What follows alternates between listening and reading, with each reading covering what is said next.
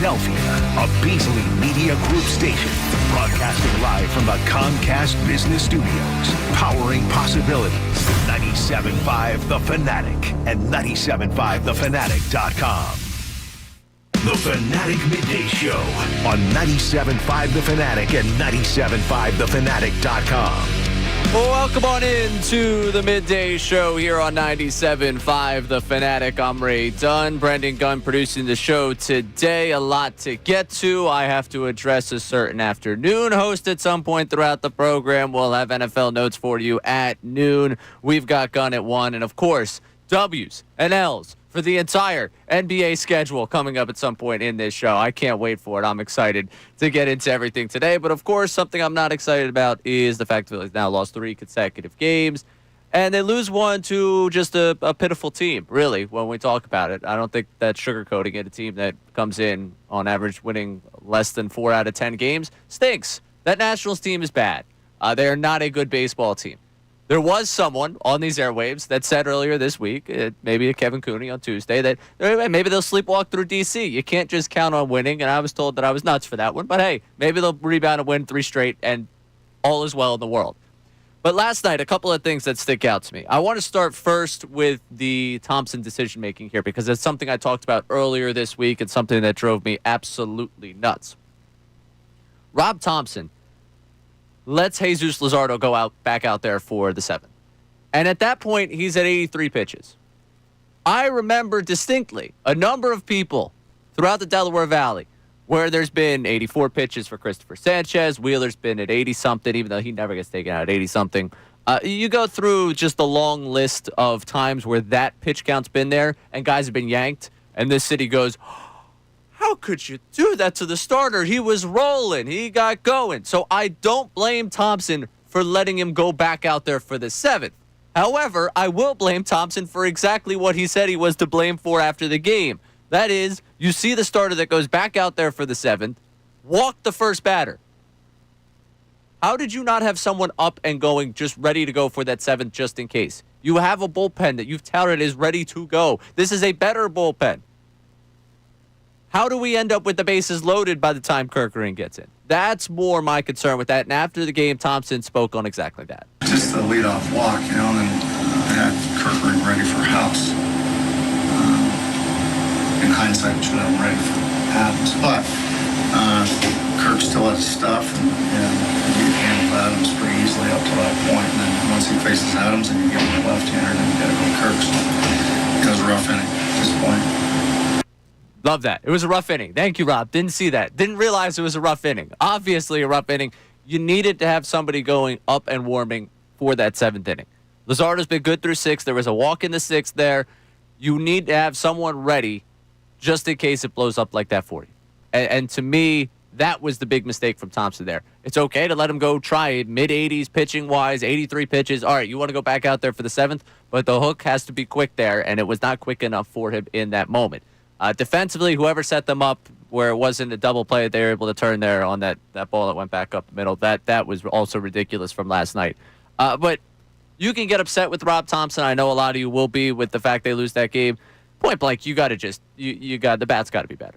Like, all right, in Cincinnati, I could take it. That's a good pitching staff. You lose 2 or 3 to that team on the road. Everyone was too concerned about whether or not they were going to come into your clubhouse and just take Kyle Schwarber across the way mid-series because they just want to honor him like he's one of their own. Fine. Your bats go silent 2 games there. The Nationals, all right. Lord gets you, and that he has a solid start. All right. Look at the bullpen that you are going up against. Who in the world are some of these people? That's really what I guarantee you. If you were sitting on your couch last night and you're watching the Nationals go reliever, unless you're a diehard baseball fan, you just have the absolute question of who? Who? You're seeing the ERAs of the 3 guys they face before you get to Henry. 633, 628, and a whopping 460. You got to be able to beat bad pitching. And that's where it comes down to for this team. You can't have these starters walking the tightrope. You can't have that bullpen walking the tightrope every night, especially against a bad team. All right, yes, the travel was terrible. Yes, that luxury flight, because was they had to spend an extra night in Cincinnati, and no one wants to spend an extra night in Cincinnati. I understand that. So they got to the ballpark late. They're throwing off their routine. But scratching across more than 2 runs against that team, you need more than that. And that brings us to what's wrong with this lineup right now. Big picture, across the way, we've seen them pick up the power since the beginning of July. That's good. What have they sacrificed in that time? The approach that all of you wanted them to have. They are chasing more. They're not walking as much as they did.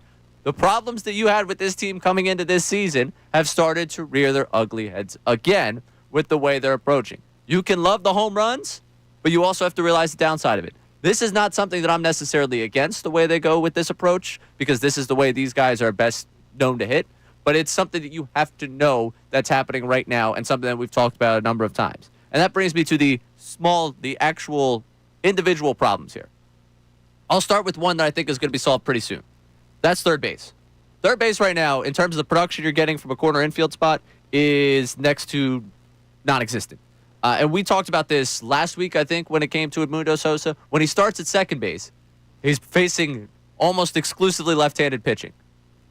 His numbers are absurd in a good way. When he starts at third base, he's starting because they need someone to start at third base, and it's almost exclusively against right-handed pitching, and his numbers are absurd in a bad way. Looking at third base production right now, since Bohm went down, so you're looking at July 19th, the Phillies' third basemen are hitting 185, 28th across Major League Baseball. Only 30 teams in this sport. 239 on base percentage. That is the worst. 30th. A .1 walk to strikeout ratio, tied for 29th. So that means there is no one below you. You are tied for 29th. Ironically, I believe it's with the Nationals. And a strikeout rate of 29.2%. That third base production is not sustainable. Something that you can inject into this lineup. I got a reply. I tweeted this out last night. Well, good. They're missing those slap singles to right field. Bohm's hitting almost 100 points higher than what you're getting right now from your third base production. That is something that could be corrected coming soon. Something else that needs to be corrected right now is in right field. And Castellanos is now over the last 6 weeks, since the start of July, he's hitting 187, 210 on base, and slugging 306. He has 6 extra base hits in that time. He's walked just 4 times. He struck out 36 times. That's in a 34-game stretch. We've seen this before from Castellanos, so no one's, I think, surprised by him going through a slump like this. June 2022 had a 562 OPS. July 2023 had a 497 OPS. April 2024, 521 OPS. We've seen him have these types of runs. The question is, can he pull himself out of it? And the question really becomes, if you look at that outfield, is the best use of your resources in your organization a Marsh, Bader, and then Castellanos, Kepler, platoon, and right? Or is the best use of resources in your outfield, when you mention the struggles across the board with your lineup in terms of approach, calling up the kid, which today can be something you do to retain rookie eligibility. From this point forward, there will be 45 days in the season. That's the benchmark. So that can happen this weekend. That's something you can look forward to this weekend potentially happening. And putting Crawford in left, Bader in center, and then platooning Marsh and Castellanos in right field. Is that something that you can do? Because at this point in baseball, when you look at regulars, players right now that have over 450 plate appearances this season, there are 87. Castellanos is one of those players. He's 77th in OPS. And if you want to go down the list of names, it's a lot of guys who are having underwhelming seasons, and some guys that you may never have, you don't really acknowledge as, oh yeah, that guy's, yeah, he is an everyday guy. Oof. That's tough for that team. The one thing that concerns me more than anything else with him right now is when you look at the bat speed year over year, it's continuing to drop. 22nd percentile in baseball. Just, he's not getting bat to ball quick enough. And that's part of the issue with him. That's part of getting older. And right now, their best outfield does not include him as an everyday player. We've seen him get out of these things before. How much longer can you give him to get out of this? And I'm curious how you feel about that at 610-632-0975. And also, as we look at what's going on with this team and some of the decisions that were made last night for this team specifically, there was one thing I hated. One thing I hated in that 9th inning. And I know a lot of you old heads absolutely loved it. Coming up, we'll break that down, and later this hour, they're going to the 6-man rotation. Right decision? And a question I heard on the morning show about that 6-man rotation, about the man returning to the rotation. We got a lot of Phillies coming up for you here in the 10 o'clock hour. Brendan Gunn producing the show. I'm Ray Dunn, taking you through middays here at 97.5 The Fanatic. The summer's here, and you know what that means.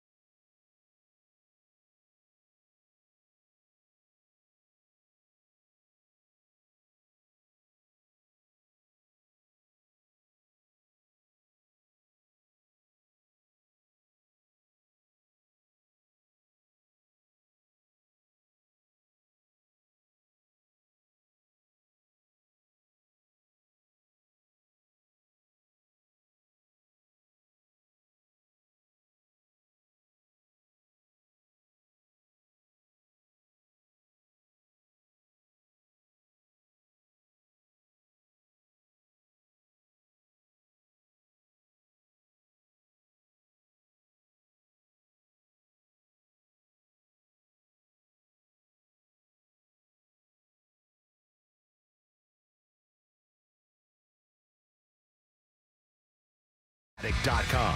Welcome back into the Midday Show alongside Brendan Gunn. I'm Ray Dunn, hanging out with you here 10 to 2 today on The Fanatic. And just looking at our YouTube chat. Hello to the YouTube friends out there right here. The Phils are the most annoying good team I've ever watched in Philly. I think it's baseball. I do. Because unless you're winning 100 games, you do feel like you're going to be annoyed considerably. You go up and down in a 162-game season. Like, they're going to hit the stretches. I think it just comes back to the postseason every single year for the past couple of years where they go cold. You see it in the regular season, and then the second they do it, it's like, here we go again. This team can't win because they go on these stretches, and it gets frustrating. But take a step back. It's not all that bad. It's not all that bad. It's annoying, though. It's annoying, really, yes. It's the classic case of, like, people you spend a lot of time around annoy you the most. Like, that's just what it is, you know? Whether it be coworkers, whether it be family, people you live with, like... Yeah, you get their habits, their tendencies, all that, and you see it with this baseball team. They bring it to life for you. Right. This team is the team you hang out with every single night. And if you hang out with someone every single night, more than likely they're going to drive you nuts at some point. Just think about the people you live with. Think about the people you spend time. Think about us. If you listen to us at 4 hours of time, you are driven nuts by us consistently because we'll say something, we'll have a tendency... Like, you just will be driven crazy by it. That's what the Phillies are. They are unfortunately just part of your routine, part of your life. You are too close to them. They are like family to you. They love you. They drive you crazy. You see them more often than you see a lot of your friends the older you get. You watch this team every single night, every night. I talk about this team and invest more into this team than a lot of personal relationships I have. Is that a problem? I don't know. We'll go down the therapy route for that one. But we opened up the show here with Castellanos, and this idea, there were a few things we talked about in that open. But Castellanos, the idea that platooning him is an option. I think at this point, like, how much longer can I give this guy to work through this? I understand he's worked through similar stretches before with bad months. But Brendan Gunn, how long can I give this before I actually just I don't know, pivot? and you got to start to wonder with the mental side of things, like if he goes out in platoons, is he going to buy in? But you can't, you have to pick what's best for the team, right? You can't sit him down and worry that he's going to blow it up, but you can't keep going with him. But it's one of those things where you also think back, like, okay, this guy's shown up every single postseason.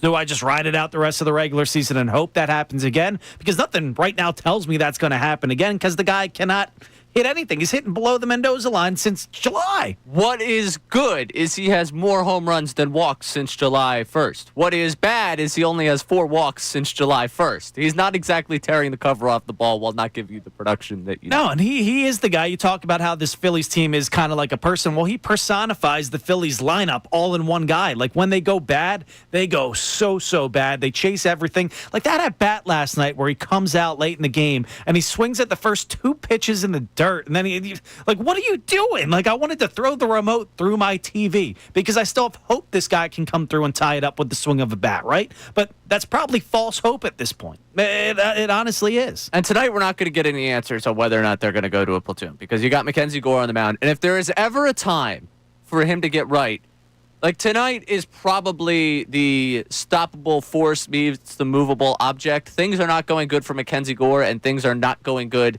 for Castellanos and for a couple of the batters across the lineup for the Phillies. Like, if you really want to see two sides try to figure out who can make it work more, this is a great night for you because at peak powers, Mackenzie Gore, good at the whole baseball thing.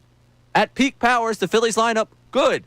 Tonight, neither of them were close to peak powers. And it's ironic, this Phillies team drives you nuts. We started this week, me, you, and Kevin Cooney, talking about, is the NL East over on Monday?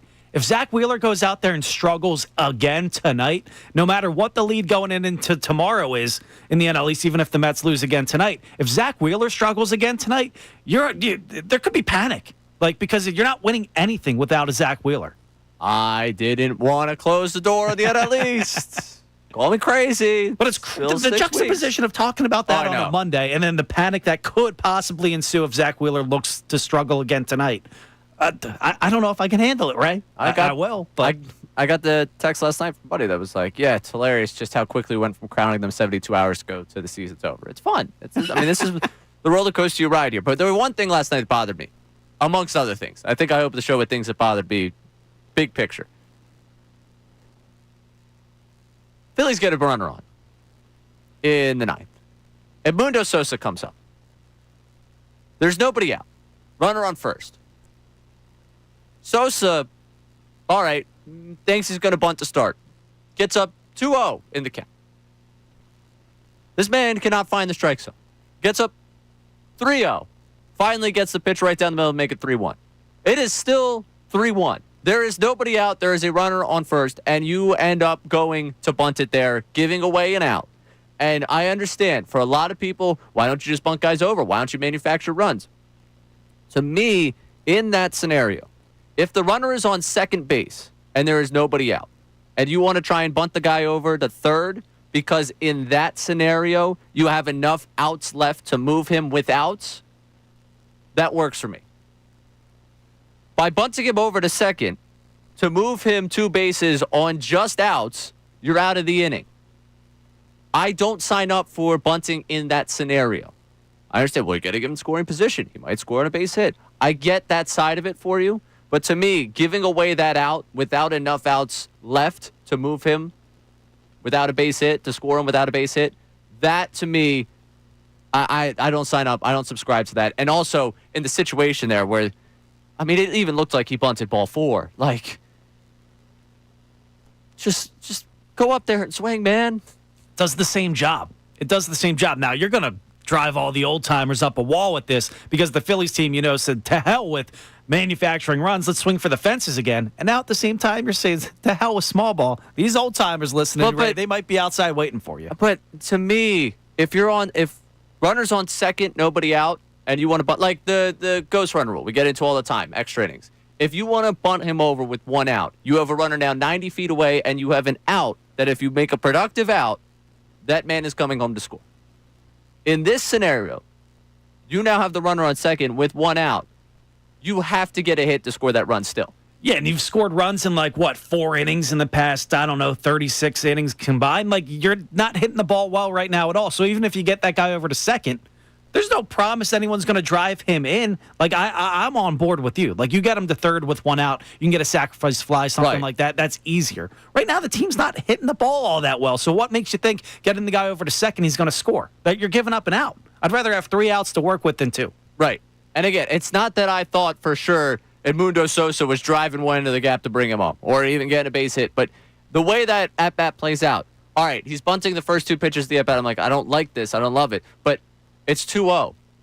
At that point, I'm like, all right, this guy's not around the zone. I hope you only are showing bunt right now to keep him uncomfortable. That's the only reason I'm continuing to show bunt there. I don't want you to end up trying to bunt a guy over to second with 1 out because you don't have enough outs to get him to come home. I understand someone's like, this guy and his analytics, this guy and his numbers. To me, it's about how many outs you have to work with. It's tough to get all 27. You gave them out 25. That was my issue with it. I'm curious, did you like the bunt there? Because I did not.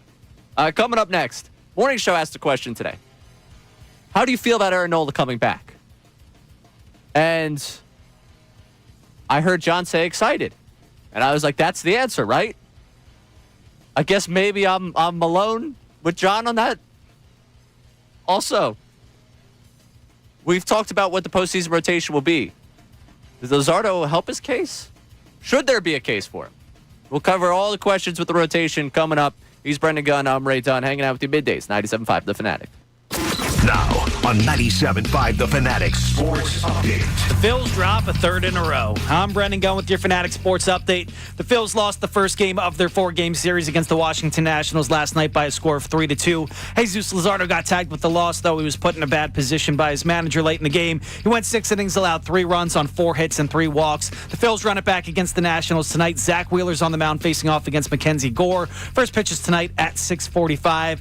Aaron Nola is set to make his return to the Phillies rotation and will make his first start on Sunday. It's going to be his first appearance since May 14th. With Nola back, Ranger Suarez's next start is pushed back 1 day till Monday, as the Phillies are going to deploy a 6-man rotation for the time being. The Eagles wrapped up their joint practices with the Browns yesterday as they get ready for preseason game number 2 against the Browns tomorrow at 1. From all accounts, though, the Browns got the better of the Eagles at the second joint practice. Jordan Davis spoke about it afterwards and said there's still time to perfect things before the games actually count. At times, we could have been a lot better, but at the end of the day, it's more about being physical, putting our physicality on display, playing with great technique. I think all of us did that today, but this is what practice is. It's practice. You're going to be off on the details sometimes, but we have an opportunity to clean it up before it really counts in the game. This update was brought to you by the local Rheem Pro partners at thereemteam.com. When you want your home to feel like a dream, it has to be Rheem. Stay cool with a high-efficiency AC system from Rheem, RHEEM. Find your Rheem Pro partner at thereemteam.com. I'm Brendan Gunn, and you're listening to the home of the best birds coverage, 97.5 The Fanatic and 97.5thefanatic.com.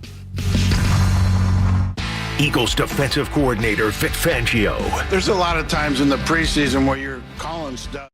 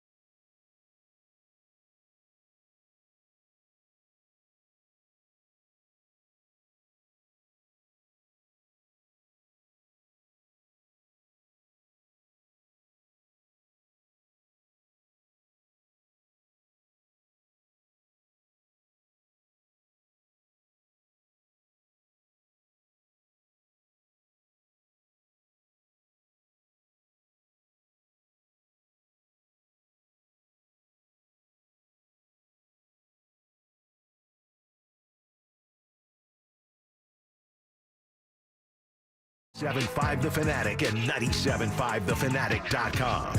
Just heard from Billy Boy. Texted me. Wow. Heard you're coming after me again today. Listen, that's a tease for programming for everyone. You think I'm just going to hand away my show sheet to you? You think I'm just going to hand you my ideas over there, Billy Boy? No shot. All right? You can tune in just like anyone else to hear what I have to say about you. That'll come up at some point later on in the show. Speaking of sports media beef, we'll get back to the Phillies in just a second here. I'm Ray Dunn. Brendan Gunn produced the show Middays here on the Fanatic. Mike Florio put out something. Jordan Addison, Rashee Rice pleaded guilty the same day. Addison will miss the first 3 games of the season. Rice will be available for 4, likely 5 high-profile games. Source, maybe I'm a conspiracy theorist, but this is odd. Which, yesterday, our NFL Notes at noon, we talked about the fact that Rice wouldn't have his hearing with the NFL until September 30th, which is absurd to me because they're going to play 4 big games. The Chiefs are going to play 4 marquee games. I guess the one being the Giants. It's only marquee because it's on Sunday Night Football. If they lose to the Giants, then we can have some fun conversations about whether or not they're cooked. But then, Nick Wright, known Chiefs defender. I've known Mike for nearly 20 years. I consider this man a friend, but this should be so far beneath him. And it goes on and on to defend the Chiefs like he does. Florio responded, Nick, as I've said before, you have my number. I'm easy to find. If you want to have a conversation, call me. That's right. Bring back good sports media beefs. I love it. I mean, but dude, it's nonsense. It's nonsense. You laid it out on the line yesterday. That schedule the first month, Brazil, Birds, Giants. And, come on. They just want Rashee Rice out there. They were much better with him. But that's not fair. You can't just, make up the rules as you go just for better television. I guess you can. Well, yeah, I'm going to say, the NFL, can you just make up the rules? Yeah, they will. They consistently will. That's their thing. Yeah, they got enough fires going on right now. So I want to get into, and I guess we don't have too many people bothered by the bunt, because I was bothered by the bunt. I can't believe that they had Sosa bunt there in the 9th inning. It's one of those little things that just kind of tweaks you. I wasn't going to open the show with 4 hours of bunt conversation, but it did bother me. I can't sit here and say it didn't bother me.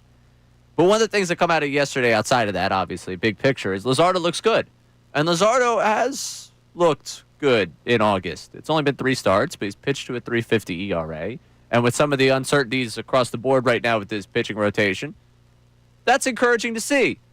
It's been probably since June, July, where we've been Luzardo's just going to the pen in October. In a 3-game series, you need that third starter. 1 and 2 right now are secure. Wheeler, Sanchez. Suarez has been penciled in there as number 3. Nola's now returning. He's obviously been a part of your postseason rotation since you started making the postseason. Has Luzardo made himself a case, or is he beginning to make himself a case to be that third starter in the postseason? What say you, Brendan Gunn? Is he making the case, or are the other guys making a case against themselves to not be that guy out there in Game 3? Luzardo, he looks still good every 2 out of 3 games, but then he has that blow-up game, and that concerns me. And for some reason, Rob Thompson likes to leave Luzardo out there to dry more often than anybody else. And it's not necessarily his problem, but then it comes back to that stretch thing. If he can't pitch out of the stretch, what good is he in the bullpen? You'd have to come in a clean inning, and you'd have to hope he doesn't let somebody on base because he has to face the 3 batters. That argument is more convincing to me than him as a starter itself. He's just useless, quote-unquote, in the bullpen. He'd have a use, but I would be very, very concerned. Useless Jesus. That's what we got right now from Brendan Gunn. That's a stretch too far. But out of the bullpen, I'd be very concerned. I think that is more of a case than what he's done as a starter for me right now. That may not be fair, but when I look at this, you talk about the guy coming back on Sunday. You got to hope Ranger can go out there and bounce back the latter half of this season better than he is right now. The second half. Yes, exactly. And then, he goes out there and battles in the postseason regardless. And I can go to bed sleeping at that Ranger's going to go out there and battle. That Mets game last year did not have his stuff, but he kept you in the game until the bullpen imploded. But Ranger Suarez, I still think I would pencil. Right. Very everything's pencil. a pencil right now for that third. To that third spot. But all things are a work in progress. So I can't yet have that case be made. And I think you make a really good point there that the other guys are making the case for him. Because I need something different from the left side of my bullpen. This, again, we go back to what Alvarado did to, put them in this position. But Matt Strahm is like a more advanced version, like a more evolved version of Tanner Banks, even though Tanner Banks, the seasons are now comparable at this point between the two of them. But in terms of what they give you, they're a similar profile of pitcher. I need a guy that's a fireballer coming out of there. And I think if you give Luzardo one inning and say, hey, man, go max out, do your thing, I think you could be impressed by what you get from him in that scenario. That's still the value for him because Suarez, if I throw him out there, it's another lefty that throws right now high 80s, low 90s. All right. Now who's to say that? Who's to say Topper doesn't say, oh, that was a great inning. How about I toss you back out there right now for 2? And then if 2 becomes 3, and then it's like, okay, now I put him in a bad spot again. No, all right. I don't think he's going to get that way. The bullpen, and just the postseason in general, one of the things that concern me with Thompson right now is he talks about these guys wanting to manage their workloads, and he's not by leaving them in too long. The postseason, if we know anything about Rob Thompson, it's quick. If you are not Zach Wheeler and to a lesser extent Aaron Nola, it's quick. That you are out of there. And he's going to be sure to do that. That's just been the philosophy for them in the postseason. I'll be interested to see Sanchez, how much they trust him to go deep into games in the postseason, given the fact that, again, we're going to start stumping for him to be a Cy Young, and he's had the season he's had. Now, let me ask you this, though. Like, where does Luzardo fit in the bullpen? You got to hope you go 5 at least with your starters. You got Robertson. You got Kerkering. You got Strahm. You got Duran. Like, where does Luzardo fit into that? Who are you not going to pitch? Who are you going to yank out? If we're doing the pyramid of trust here, so with just the build your bullpen, Duran, 9th inning, maybe extreme example of the 8th where you got a really tough lineup. Maybe we're going for a 6-out save. There is precedent in him doing that in his career before. Someone heard me say 8th inning. No, he's the closer. I'm telling you, I want him to close the game. I just might need him to get more than 3 outs. After that, I think it's Kerkering, Strahm, and then beyond that level of the pyramid would be Banks, Robertson, Luzardo. And then for anywhere from there below is just who's still on the roster. So if Luzardo's in theory, it's probably because the starter blew up. Well, if the starter blows up, he might be the guy I think Walker, if he's on your postseason roster, does that for you.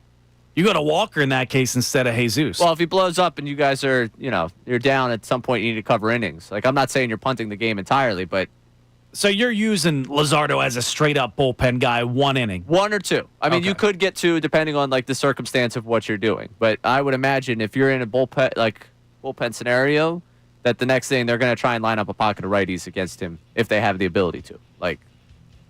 I've always thought that Luzardo coming in the bullpen following Nola would be just a massive switch for a lineup to deal with, to go from Nola's stuff to Luzardo's stuff. You would just be jarring. And if you got a Luzardo 1 or 2 innings out of that after Nola gives you, if Nola gives you 6, you only need 1 from Luzardo before you hand it over to the big guns. August 15th. What is the pecking order for your third game starter in the postseason right now? Since you bring up the conversation. I think it's going to be Nola. I do.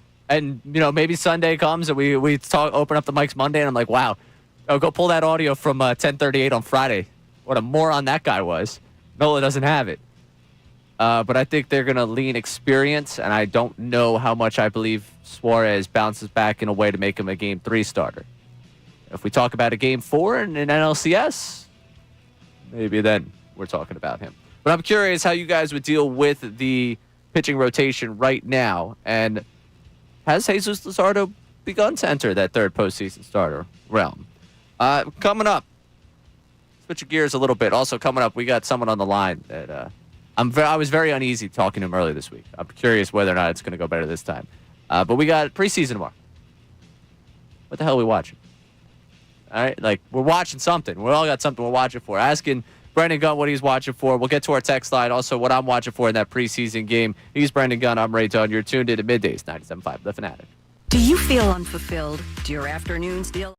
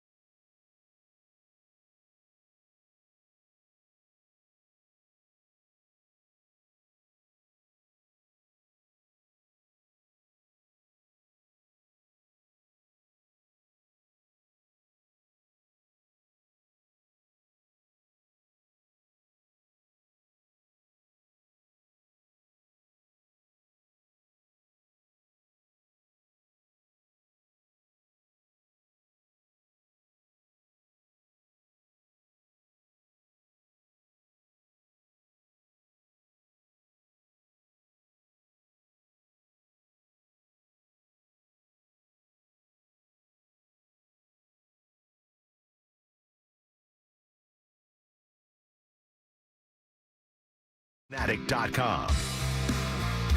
Midday show here on the Fanatic. I'm Ray Dunn. Brendan Gunn producing the show. And last night I actually got the opportunity for the first time inside of my new apartment to watch the game on television. Because I'm not a cable guy. That's what you left with? They say the first time is memorable. It sounds like that one was not. I mean, sometimes you remember it for the wrong reasons. You know, sometimes things you don't necessarily go the way you want. You know, sometimes maybe that's some other people's first time experience. But I turned that game on literally like at the the seventh inning was like the first inning I got because I had a whole night. And not to bore you with my own problems here, but I've been battling with this Wi-Fi situation. And I think anyone that's listened over the last 2 weeks knows it's been brutal for me because I brought it up a couple of times. But a certain company I've been a customer for a while. I wanted to keep that company going in the new apartment. They told me I couldn't use the old router because the old router was in old roommate's name. Not living with that roommate anymore. All right, fine. I'll return your router. And then I put in for them to come out and set up the new router, do the whole service thing. And they told me that September 2nd was the earliest that could happen. And then I found August 18th was actually a time that was available for them. So I was able to move it up 2 weeks. So it was supposed to be Monday. Yesterday go to the gym, had a meeting, get out of the meeting, go take a shower. As I'm getting out of the shower, I get a call from that company's support. I'm like, oh my gosh, they're going to show up tonight. They're going to show up tomorrow. I'm going to have Wi-Fi for the weekend. Actually, we don't, the building in which you live, we have never serviced in before, so we don't have the capability of setting it. It's Wi-Fi. I don't understand necessarily how everything technologically works. It's Wi-Fi. It's Wi-Fi and it's 2025. Right. Like, it shouldn't be that hard to set up. So I ended that with, well, I appreciate you being honest with me. I wish you would have told me this 10 days ago. I am now a customer of new company. Insert new company here. I will say I'm now a customer of a company that's had a big day down in South Philadelphia. If you know, you know. Their name's now up on a building. So shout out to that company for taking care of me. I appreciate you because I was able to get Wi-Fi immediately, and then I turned that game on in the 7th. It's like, you got to be. So you're to blame for the loss. I'll take the blame. I'll wear You're it. the mush, and you're still going to that Mets game. Part of me wants to go down to D.C. to save the season. That's like, if I didn't have plans tonight. Ray Dunn, the mush. I wanted to go down to D.C. for this game, even though I went earlier this year to D.C. and the stadium is forgettable. But the setup around it's nice. Stadium just, to me, it looks like a carbon copy of, like, they tried their best to be CBP. Yeah, no, but it's also, there's not like a lot of personality. Like if you dropped anyone's logo on that ballpark, I'd be like, yeah, all right, sure. It's a ballpark. I feel like CBP at least has a little character to it. I don't. To create your own in the show. Yeah, like, pretty much. That. Yeah. It's like, you know, you let a kid go like loose on Minecraft or something. That's what they came up with, the ballpark. So I finally was able to watch last night. Disappointing. 0-1 on the TV at the new apartment. We had a pretty good record on the phone over cellular data. It's only up from here. Something I'll watch tomorrow here is the preseason game for the Eagles. We'll get that in a second, but our buddy Ish at Levittown wants to weigh in on this Phillies rotation.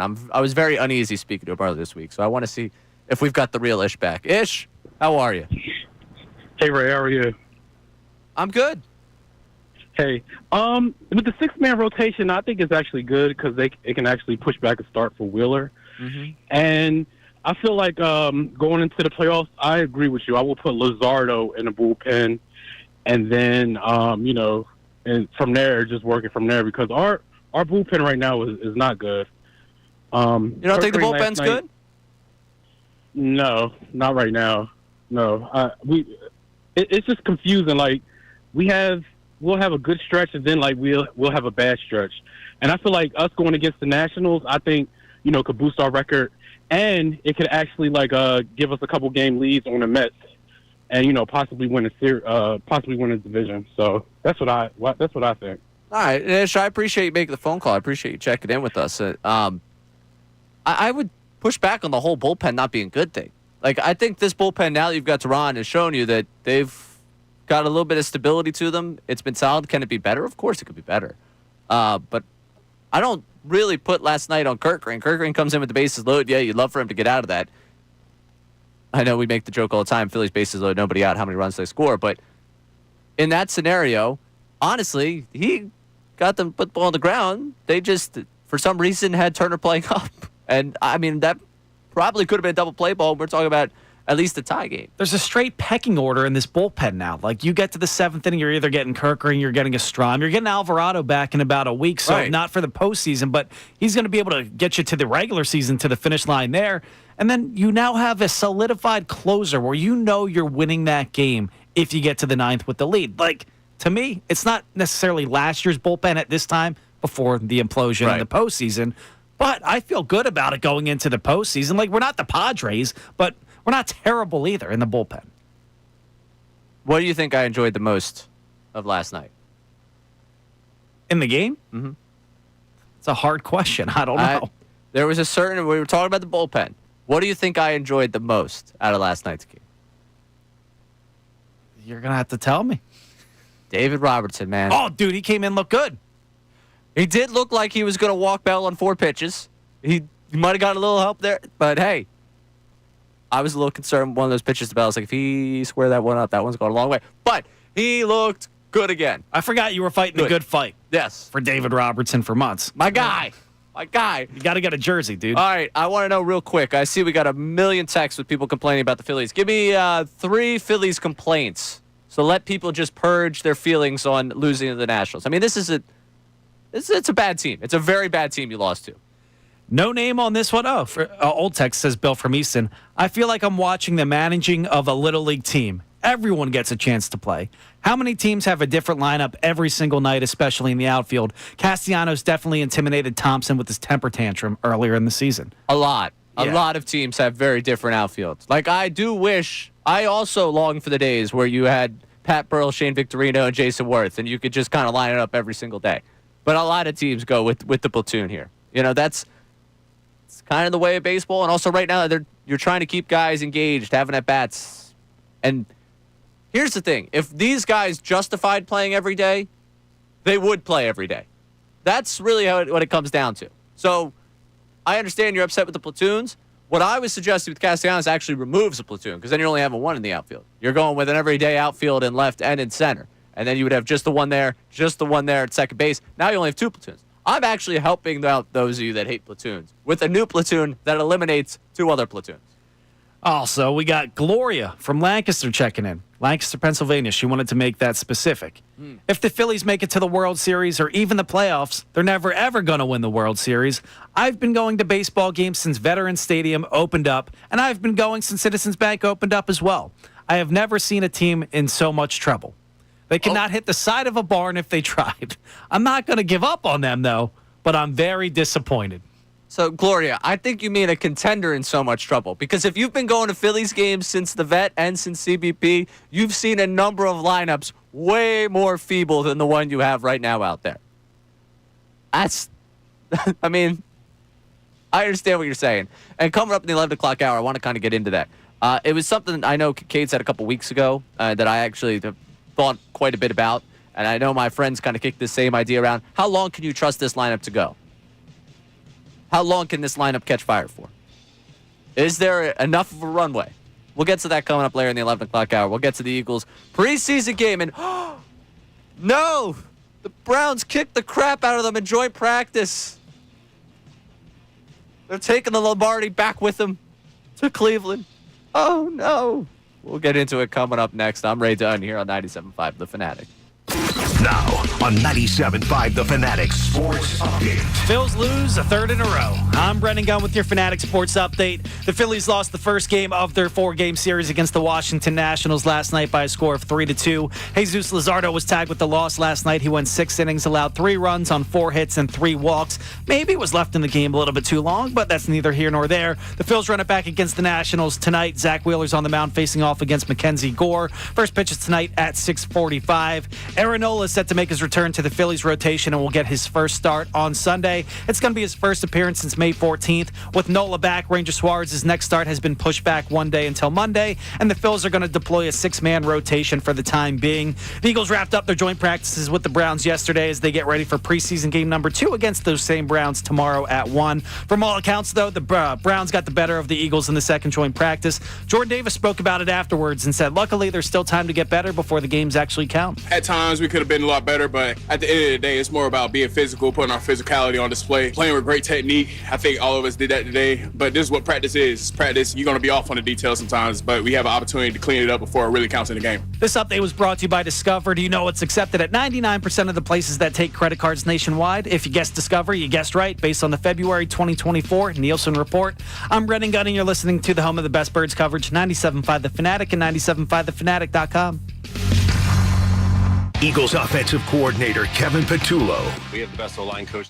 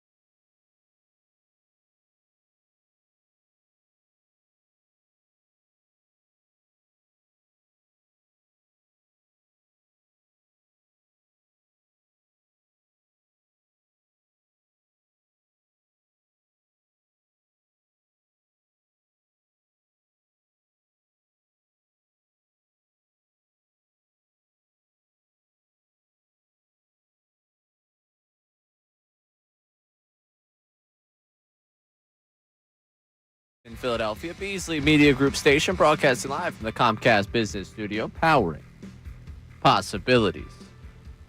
Got to a lot of Phillies early. I think right now, if I had to gauge the way the fan base is, no one's going to fight me on a bit of Castellanos' playing time. Even the Castellanos fans right now are like, I got nothing for you. I can't justify him playing as much as he is. And I'm very interested to see where people fall in that third starter of the postseason conversation. You get in on that 610-632-0975. But tomorrow, Bika and you and I both have just the dream of a day. We're doing, you got pregame, you got the pregame show, the pregame show leading in to Browns-Eagles preseason football. It's going to be electric, dude. And I got postgame. I think we're both working with Kevin, right? We both got Kevin. Yeah, Kev's pregame, postgame. So, watching the game here. Looking forward to that tomorrow. This follows joint practice, which, if you want to make a lot of it, the season's already over. If you want to make the proper amount of it, wow. Practice is for figuring things out, and they were trying to figure things out against the Browns. Do we make the Eagles record without Lane Johnson once again? Didn't practice yesterday, and they took the L. Well, it is something I actually will get into coming up. Like, it is kind of funny, like some of the things that we talk about, like, oh, the most indispensable Eagle, and then, like, people are freaking out over practice, and it's like, well, context hardly gets applied to games. Context in practice is even more difficult to apply. The Inquirer did their winners and losers from the two joint practices. Jeff Nyberg put this one together. The biggest losers of joint practice kind of fit in with the biggest concern that people have. The secondary, again. Adoree Jackson ends up being the winner in this, but Keely Ringo and Ja'Cory Bennett both end up falling in his loser category, which I don't want, like, we have a tendency as a fan base to do the, how he got him again, like with a player that 90% of the fan base probably hadn't heard of. Like, not that Ja'Cory and Bennett trade is good or bad based on what happened in the last week. Just like everyone was like, oh, well, there you go. They're going to address their problem. It's like, maybe. Fleeced them. Yeah, maybe they did, but also maybe they didn't. A guy getting traded to your team also means that another team gave up on that player. Like, wanted that player to be traded. Not every trade is the A.J. Brown deal. But both Ringo and Bennett ended up being on the losing side of what joint practice was, according to Jeff Nyberg of the Inquirer. And that's got to be the biggest thing I think we're all watching again this week is the corners. Drew Makuba out there at safety is another thing I'm watching this weekend. And this week kind of has to be the no excuses week. Like, I get it. Some of the things you're trying to, like, oh, they called cover zero. That's part of the reason why Ringo, was left out on an island. All right. Jamar Chase, Joe Burrow, T. Higgins, I got it. This week, if I see a struggle against, like, Jerry Judy's a fine receiver, but, like, whoever they have at quarterback, too, because what? It's going to be, like, Dylan Gabriel, probably. Yeah, I mean, they don't have quarterbacks right now, dude. They're all hurt. They have so many quarterbacks, but they have no available quarterbacks. They've got one on the old list, and they've got a lot of guys on the limited practice list. Like, Joe Flacco's not playing a preseason game, and then they've got 3 guys. So for the secondary this week, we can't really do the whole, well, who they were going up against. Somebody's got to show you something. I'm begging you. Somebody, please show me something. Dude, you heard Jimmy Kempski on with our guys in the morning. That was tough to listen talking to. about Mac McWilliams is going to maybe, rear his head into that conversation to start on the outside when he was looked at as just a nickel when we drafted him. That's how dire it is right now out there. 5th-round pick. He's looking at a guy that just wants to make the 53. I mean, that's what he's been looked at. And do you expect it to be that much better tomorrow? Like, obviously, they're not going to get torn apart like they did against Cincinnati. Obviously, but it's a very strong word to put there. Yeah, I mean, maybe you're not wrong. They clearly got the best. The Browns got the best of those guys at joint practice. What's going to be different in the game? It's the same QBs. I'm just curious for you, who you think has the most to gain tomorrow in this game. Because I think Darius Cooper can go from camp darling to firmly entrenched with a roster spot with another big game.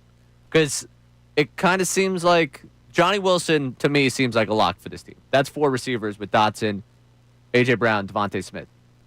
Cooper with another big game, and apparently he's been looking good at practice.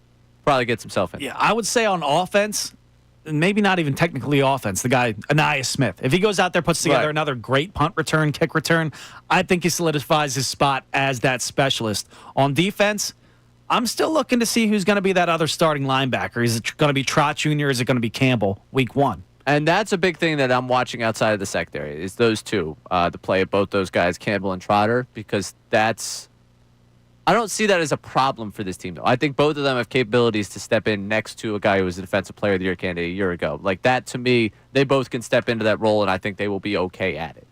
It's weird to say with an Eagles defense, but the best I feel right now is about the linebacker. Where are we living? Where are we right now? Right. I think, Jalen Carter, Yes. whoever's next to him, I'll feel good about. And apparently now Zach Ojomo's Bond. doing great. So. Right, yeah. Jomo, Checo, I heard, was talking about how good he's looked. And he's also, I know he's talked about him that's just pretty much any time, whether it be Birds Insider. He talked about him early Birds before, the season really got rolling here. Now, I'll push back a little bit on the linebacker thing, though, because I think they're going to be fine either way. Mm-hmm. But there's still a lane for them to be better than fine. Like if Jahad Campbell can go out there, get his feet underneath him and go out there and be that talented guy we thought he was coming in from the very beginning, I think that helps out this defense a lot because you can send him on the blitz if you want. You can drop him back into coverage. I think that'll change things a little bit, and maybe we'll be able to mask up some things on the outside if you can send him on some blitzes and get home. And that might free some things up for you. But I go, and this is one of the more incredible things. ESPN did their power rankings of the different positional groups. The Eagles have the second best off-ball linebacker for ESPN. The second best? Who's first? The Commanders. You got Bobby Wagner, Frank Louvu. I mean, assuming that you're not on the 1 yard line and need someone to jump over the pile, they're pretty stable presence there. Can Bobby Wagner keep it up? Well, yeah. I mean, can Zach Bond repeat what he did a year ago? If I was on DC radio, that's the way I would spin it. Like, if I was down in DC talking about this Eagles defense, I'd be like, well, look what they were a year ago. There's no way they could be that again. That's Vic Fangio's a good coach, but can he push all those buttons again? Like, if I was a Commanders fan, that would be the way I would look at it, and the justification in my brain for why they would win the division. I'm not a Commanders fan, so luckily I don't have to talk myself into that. And all I have to talk about is, well, no one's won the division back-to-back in 20 years. Can they do it? But going down this list of the different position groups that they listed across the league, where do you think the Eagles fall when it comes to safety? It's got to be low, right? Like, we like Reed Blankenship. I don't know how much the league likes Blankenship. And being that the Eagles are letting him go into a contract year, which they don't necessarily love to do if they want the guy here long term. Now, that's not saying Reed won't be here. And then outside, we don't even know who's going to be starting opposite of him. Sidney Brown, Drew Makuba. I'm going to say 20th? 21st. Really good by you. That's not their lowest ranked unit. Do they not believe in our edge rushers? Not in the slightest. Take a wild guess. Lower than 21st. 26th. 31st. 31st? ESPN's rankings of the positional groups have the Eagles 31st in edge rushers. 31st. Meaning there's one team worse than them. Also, ironically, the Commanders. Well, that's always a good thing. That's a great thing. Jalen going to have all day back there. Do they not buy in to Nolan Smith as the top guy, and they sure as hell aren't buying into Jalen Hunt as the second guy? Outside of those, Vic Fangio doesn't use a rotation if he doesn't necessarily have to. He said it before. He said it last year. Outside of those top two guys, I hear them. Josh Uche, who the hell knows what he's going to get? He had double-digit sacks once like 3 years ago. Azeez Ojulari has not flashed at all in camp so far. And you heard Vic Fangio say the other day, outside of those four names I just named, there's nobody on the team that has proven they can even be on the roster yet. So I understand. But if he's only going to use a rotation of three, I like what we got there. And while we put so much into what the secondary is going to look like, have we overlooked what ESPN seems to think is the biggest concern for the Birds? That's something that I'm watching coming into this preseason, this game, because it was very evident what was happening in the corners. You had to be watching with an eye to the edge rushers at the beginning of that game to really see the total non-factor that they were in getting pressure. Is edge rusher more of a concern to you than all the time and energy and breath we've spent talking about that secondary? I'm curious for people, those of you that have been a part of that silent brigade, that's not really that silent, but you guys have kind of been overpowered by those concerned about the secondary. Is edge rusher the bigger concern? You jump in on that one with us at 610-632-0975. And coming up, speaking of the Eagles and Eagles content in general, Host Unfiltered went after me. Kind of. I guess, in a way. I was a little taken back. As much as we've had our back and forths, I didn't realize this is how he regarded me. I will address Bill Colarulo coming up in the next segment. He's Brendan Gunn. I'm Ray Dunn. We're hosting Middays here at 97.5 The Fanatic. Hey, everybody, it's Bill Colarulo.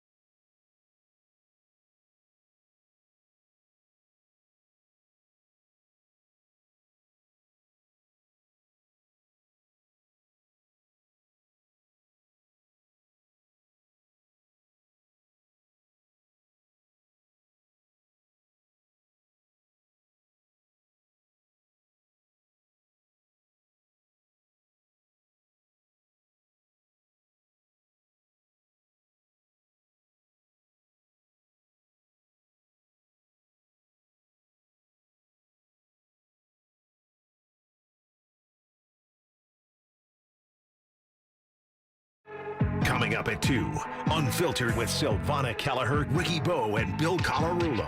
Now back to the Midday Show on 97.5 The Fanatic and 97.5thefanatic.com. Get back to some Phillies in a second here. I know we got a lot of people on the text line just, I don't want to say losing their mind, because you're annoyed. Again, we're your place to vent. I'm Ray Dunn here on the Midday Show. Brendan Gunn producing the show. Like, we are basically the friend that you're like, dude, this person's driving me nuts. We got you. We're here to have that venting conversation with you. And I can't tell you that I didn't sit there last night as that game came to an end, livid. That stupid sinker that just like Turner, going in on Turner's hands that he thinks he's going to get to that last. It's fine. Everything is not falling apart, but everything has a legitimate concern to it. And coming up in the next segment, something we're going to get to, that I just want to kind of gauge the feeling of, I've seen the YouTube chat already kind of striking in on this conversation about how long you could trust this team to go, and it's something that I've had an issue with all season long. Part of the reason why I get annoyed in that third game of a 3-game series they can't win. 15-20. Third game's a 3-game series. It's just weird. It's just odd. So we'll get to that coming up. But Bill Colarulo, while we're talking Eagles here, yesterday, Brendan Gunn, I don't know if you recall, obviously we did a lot of radio yesterday. You know, you got a lot going on. There's a lot happening. You might remember I asked the question about, hey, if the ESPN, which this was ESPN, has the Eagles ranked in their future rankings, the power rankings for the future, as the top team. I feel crazy saying it. I don't feel grateful saying it. I understand that. All that was acknowledged in what I was saying. But I would want to get greedy here, and something that's been talked about a number of times is the fact that the closest this city's ever come to a dynasty is the Flyers winning back-to-back. You know, that there hasn't really been one for it. I would be disappointed if they didn't get another one. That's just the way I feel. Given the way this is set up, how young they are, the path in front of them, looking at the rest of the NFC, what they would have to get through. Tom Brady doesn't play in this NFC. Patrick Mahomes doesn't play in this NFC. Josh Allen doesn't play in this NFC. Like, I look around, I'm like, there is a legitimate path for them to be the NFC's team for years to come and get themselves another title. I'd be disappointed if they didn't. We talked about it, kicked it around. Me, you, Amy had a fun show.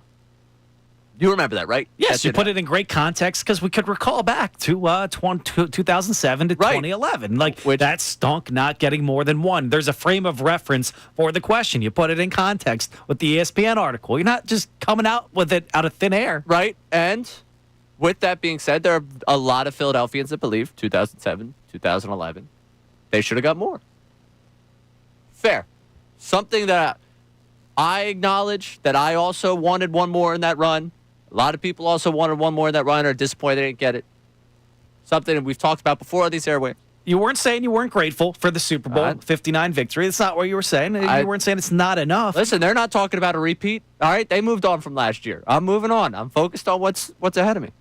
So Bill, yesterday, he we got a Crossing Broad story out of it. So he certainly was firing away, and justifiably so. I don't think anyone should be questioning the credentials of a guy that just won Super Bowl MVP over 2 practices in August, but I digress on that one. Someone then responds to Bill's push ahead here with the fact that people are, saying things about Hurts with, "Are you kidding me? You just posted an ignorant tweet 4 hours ago asking if we'd be disappointed if the Hurts-Sirianni duo never won another Super Bowl. There isn't a single Philly sports network that isn't full of anger, divisiveness, or rage or clickbait." Calling our content here, the content that you and I deliver. Amy was sitting there as well. The three of us deliver, calling it rage and clickbait. What did that person get out of that exchange from Bill? Was it a defense of this program? Did Bill stand up for someone he worked with? I'd assume so, right? You would think. Bill and I have had our differences, but we're a united front here. We work together. Stand up for those that you work with. Stand up for your coworker here, right? Bill, a guy that I put a show sheet together for 9 months before he decided he was big time and went to afternoon drive. Bill, a guy that, seemed to think I did a pretty good job when we worked together, right? Bill's entire response to this guy, trashing me. Not me, my guy. And on top of that, Bill then goes and retweets this person's tweet about us. Retweets it. Hits him with the approval. You go to Bill's account right now. He had a retweet for that guy. Now that's saying he approves of the messaging. Not just responding. No. Yeah. Hey, let me put everybody on blast. Let me put that midday show on blast. He wanted thousands of more people to see that. Correct. Yeah. This guy has 25 followers. Bill was like, you know what? Let me retweet this to my, well, he's got less followers than me, but let me retweet it to my follower base here so everybody sees it. And then instead of a just defense of this program, Bill decides, you know what I'm going to do? Not me, my guy. Distancing himself from us. He hung you out to dry. Yeah. Very, very disappointing behavior from Bill. I understand we've had our differences. I thought we were a united front here. I thought in the discussion of pragmatic sports talk that we were a united front. Apparently not. Apparently Bill and I are at odds. Again, on something I never thought we'd be at odds on. I hope his Kind Bar is even extra dry today compared to what he had last week. Yeah, you know what? Maybe we should make that a drop. I didn't put that into the system. I was contemplating it. But I'm very disappointed. Very disappointed in one Bill Colarulo. Didn't even stand up for him. I mean, one could say you showed him the ropes of a show sheet on a main show. All I ever did was try to help the guy out. That was thriving out there, and he forgot about you. Yeah. He forgot all about you, threw you in the dust. As a matter of fact, he didn't forget about you. He said, to hell with this guy. Yeah, he just kicked me. Basically what he did, he was like, oh, that guy's like trying to fight you. Let me just help him out real quick. I see how it is. I see his true colors. I understand how it is, Colarulo. All right? I get it. I get it. I thought it was a pretty justifiable question. Clearly you did not. And you go help give a platform to someone coming after me. All right. I'll remember that. The guy with 25 Twitter followers is his guy. You're not. I'll remember that. Yeah. Best buddy. Mm-hmm. I'll remember that, Bill. I just want that on the record. People say, oh, why do you have a problem with Bill? You don't actually have a problem with Bill, right? What's it like working with that Colarulo guy? I guess my answer could change. Let me come out of there, this studio. Let me go into yours. Let me get that knife out of your back. Uh-huh. I'll help you up. I see how it is. All right, coming up. That. I just need to air that one. I thought it was a justifiable Eagles conversation we had yesterday. Apparently not. Apparently our own afternoon host lumps me in with the rage bait. That's all I could take away from that exchange. All right, Billy boy. I get it.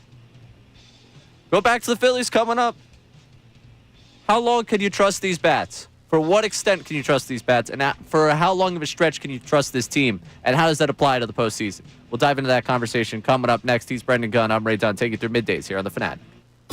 Now on 97.5 The Fanatic Sports Update. The Phillies go down in D.C. I'm Brendan Gunn with your Fanatic Sports Update. The Phillies lost the first game of their 4-game series against the Washington Nationals last night by a score of 3-2. Jesus Luzardo got tagged with the loss, though he might have been left in the game a little bit too long. He went 6 innings, allowed 3 runs on 4 hits and 3 walks. The Phils run it back against the Nationals tonight. Zach Wheeler's on the mound facing off against Mackenzie Gore. First pitch is at 6:45. Aaron Nola is set to make his return to the Phillies rotation and make his first start on Sunday. It's going to be his first appearance in the big league since May 14th. With Nola back, Ranger Suarez's next start has been pushed back one day to Monday, as the Phillies are now going to deploy a 6-man rotation for the time being. The Eagles wrapped up their joint practices with the Cleveland Browns yesterday as they get ready to host them for preseason game number 2 tomorrow at 1 p.m. From all accounts, though, the Browns got the better of the Birds in the second joint practice. Jordan Davis spoke about it afterwards and said, luckily, there's still time to perfect things before the games actually count. At times, we could have been a lot better, but at the end of the day, it's more about being physical, putting our physicality on display, playing with great technique. I think all of us did that today, but this is what practice is. Practice, you're going to be off on the details sometimes, but we have an opportunity to clean it up before it really counts in the game. This update was brought to you by Rapid Radios. Rapid Radios are instant push-to-talk walkie-talkies with nationwide LTE coverage. For a limited time, get 60% off, and for UPS shipping at rapidradios.com. Use code RADIO for an extra 5% off. I'm Brendan Gunn, and you're listening to the home of the best Birds coverage, 97.5 The Fanatic and 97.5thefanatic.com. Andrew DeCecco, the Fanatics Birds Insider. Rookie wide receiver Darius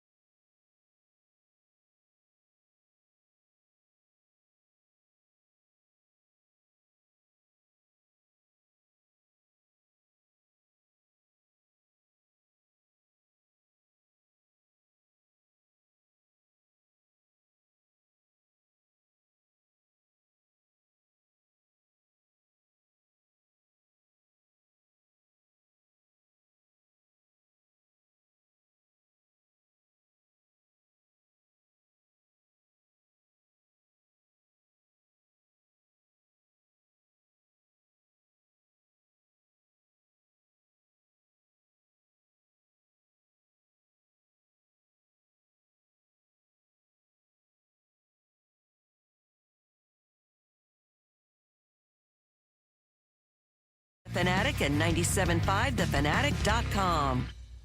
This is the Fanatic Midday Show on 97.5 The Fanatic and 97.5thefanatic.com. That's right, midday show here on the Fanatic. Coming up at noon, it's our NFL notes at noon. At 1 o'clock, done at 1. Which if it goes anything like yesterday, I don't have the buffer of Amy Fadul here. I might just walk out. I think it's more of a tame take today, but I think it is a take, so we'll find out. It better be something. I mean, you got to give me something at 1 o'clock. I don't name a segment after you if we do It's nothing. a good take. I don't know what your stance is going to be on it, though. You may be with me, which would make you crazy, I guess, because I'm out of here. But you could go against it, so we'll find out. I'm just like, I have never had a segment. No, that's a lie. Actually, there was one segment that was actually named after me. That was the 3-week stretch I did with Andrew Jamie, Ray's World. That was the one. I was going to say, I've never had a segment that was named after me. Not even the double vault? Nah. You didn't get to lay your stake to that? No, it was just the vault. Triple and then vault. the double vault, triple vault, vaulting all the time. It's a good time. Real quick, before we get to this Phillies topic, I want to just let the people vent. Because you said that we've got a lot of texters upset. And I understand that. Because when you lose in that fashion, where the bats don't show up, where it's a bullpen pitcher that's on the mound when you give up the lead, and when it's to a team like the Nationals that, quite frankly, at this point, like, there are some teams you could just wrap up their season at this point. This is one of those teams. Like, if you're one of those guys in that team, you're playing for a contract, you're playing for a job, you're playing because the paycheck only comes if you show up to the office. Like, that's basically where this is at. So let's run through some of these complaints on the text line. All right, we got Norman Mayfair checking in saying this hot and cold offense is so annoying. The entire outfield is weak. Hopefully Wheeler and Ranger can bounce back. And Nola is good, but we will see. I mean, I think we're in the we will see mode. And I mentioned that earlier. I actually talked to John off the air about this, that I was listening this morning when the morning show went into what word would you use to describe Nola coming back? Excitement's the only one for me. Like, of course, like, there's the nagging, like, what will he look like? But it's not, I can't say I'm concerned about him coming back. He's back. No, I'm excited. I wouldn't say concerned about him coming back. I'm excited in the vacuum that Aaron Nola is going to be here. Now there's a little bit more pressure where it's not like, hey, come back, join the best staff in baseball. Because right now there's been a couple of question marks where him coming back could be more pressing than we initially thought.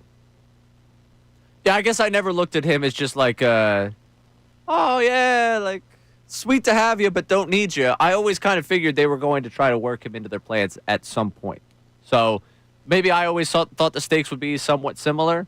Yeah, when he went down, I thought, like, okay, maybe this guy's just not going to be in the playoff rotation this year. It's just the way it's going to go because you got Luzardo, who looked like the best pitcher on the staff up until he didn't. You had Zach Wheeler still. You had Ranger Suarez with the sub-2 ERA. You had Christopher Sanchez, who's still in the Cy Young Calibers season. So I was like, okay, Aaron Nola, I wasn't even that mad when he was I was mad in the vacuum again. Right. But the bigger picture, I was like, all right, he's struggling, but we got 4 other starters. Now it's like, okay, we got Sanchez.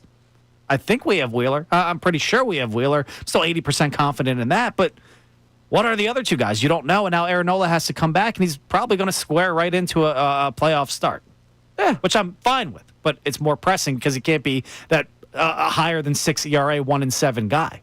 Listen, I can't be upset about Nola until I'm upset about Nola. So tune in Monday at 10 o'clock. Like that'll be what ends up happening here. Like if it blows up and that's a problem, then we'll address it when it happens. I can't doomsday before the day comes. Like that, to me, he's coming back. Was he good before he was hurt? No. He pitched 2 starts on a sprained ankle, apparently, and then somehow his rib ended up fractured. I got nothing. He was sick, that whatever. You know, I'm just going to accept reality for what it is. He's coming back. I look forward to seeing him back. I'm excited about him coming back. Not lying. We also got somebody checking in saying Kerkering cannot be trusted anymore. He needs to get some work in the minors. If Turner's positioned at double play depth, you likely get a double play depth. The bases were loaded for him to come into. I guess actually, instead of getting upset with that text, I'm trying to come from a place of understanding, okay? This is, it's not really new year, new me. It's just, just trying to understand people more. I would like to ask that texter, instead of getting upset with you, who else would you prefer in that situation to come into the game? If If Kerkering cannot be trusted, who is the one to trust in that moment? That's the better question for you. Let's have a productive conversation. Let's just not go with, well, why don't you trust Kerkering? You're kind of ridiculous. Because there's things that Kerkering does. I've talked about this a number of times. I see the first sweeper that he throws. After you see that first sweeper, you kind of know what you're in for. Whether or not you're going to sweat through the inning or whether or not the guys are going to be like, where in the world is that pitch coming from? I don't know if I've been watching Topper and the way he manages his bullpen as of late.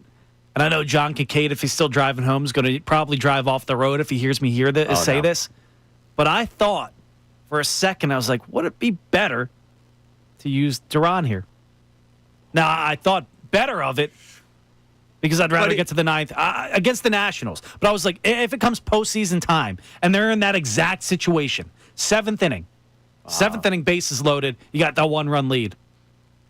Do you not want him in the game? So the interesting thing with that is, to me at least, in that scenario, you can't play the infield where they're at and bring in Duran as well. Because as good as Duran is at missing bats, he has so many ground balls against him that you should be playing for the double play there to get the 2 outs. Like that, I understand what you're saying in like a vacuum, and I don't think I would do it. Like, I think Kerkering was the right call there. When I thought, it crept into my mind a little bit. And I also think starting to mess with that, I'm not big on. Just because I feel like you finally found that stability and everyone has kind of like stepped into that. Like, I understand.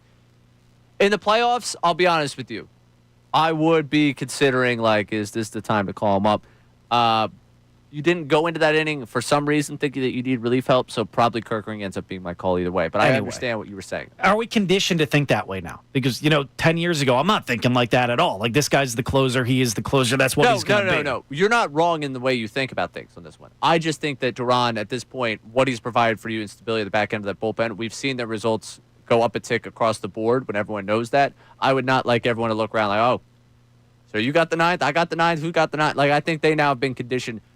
They should have known prior to Duran that was the way the bullpen operated. I would think that it's a departure from the way they've said they were going to operate if they go with Duran. I'm trying to see them line up what they're saying with what they're doing, and that's been an issue. Been an issue for me, at least. So I want to give you a truth serum real quick. Where do you think this ride ends with the Phillies? Like, this is ultimately the question of how long you can trust them to get hot and win a series. And win another series, and win another series. Like, they have the ceiling, as much as people don't want to admit it, they have the ceiling of a World Series win. They have the talent on this team. They've got the starting pitching on this team. Their bullpen has looked solid since the addition of Duran. They have that ceiling. There's a ceiling in this room. It's very difficult for me to reach it, okay? Like, there's a reason why only one team walks away with that piece of trophy. I was going to say that piece of metal is a joke to Manfred, but I didn't want to get people upset. There's a reason why that people walk away only one with that trophy.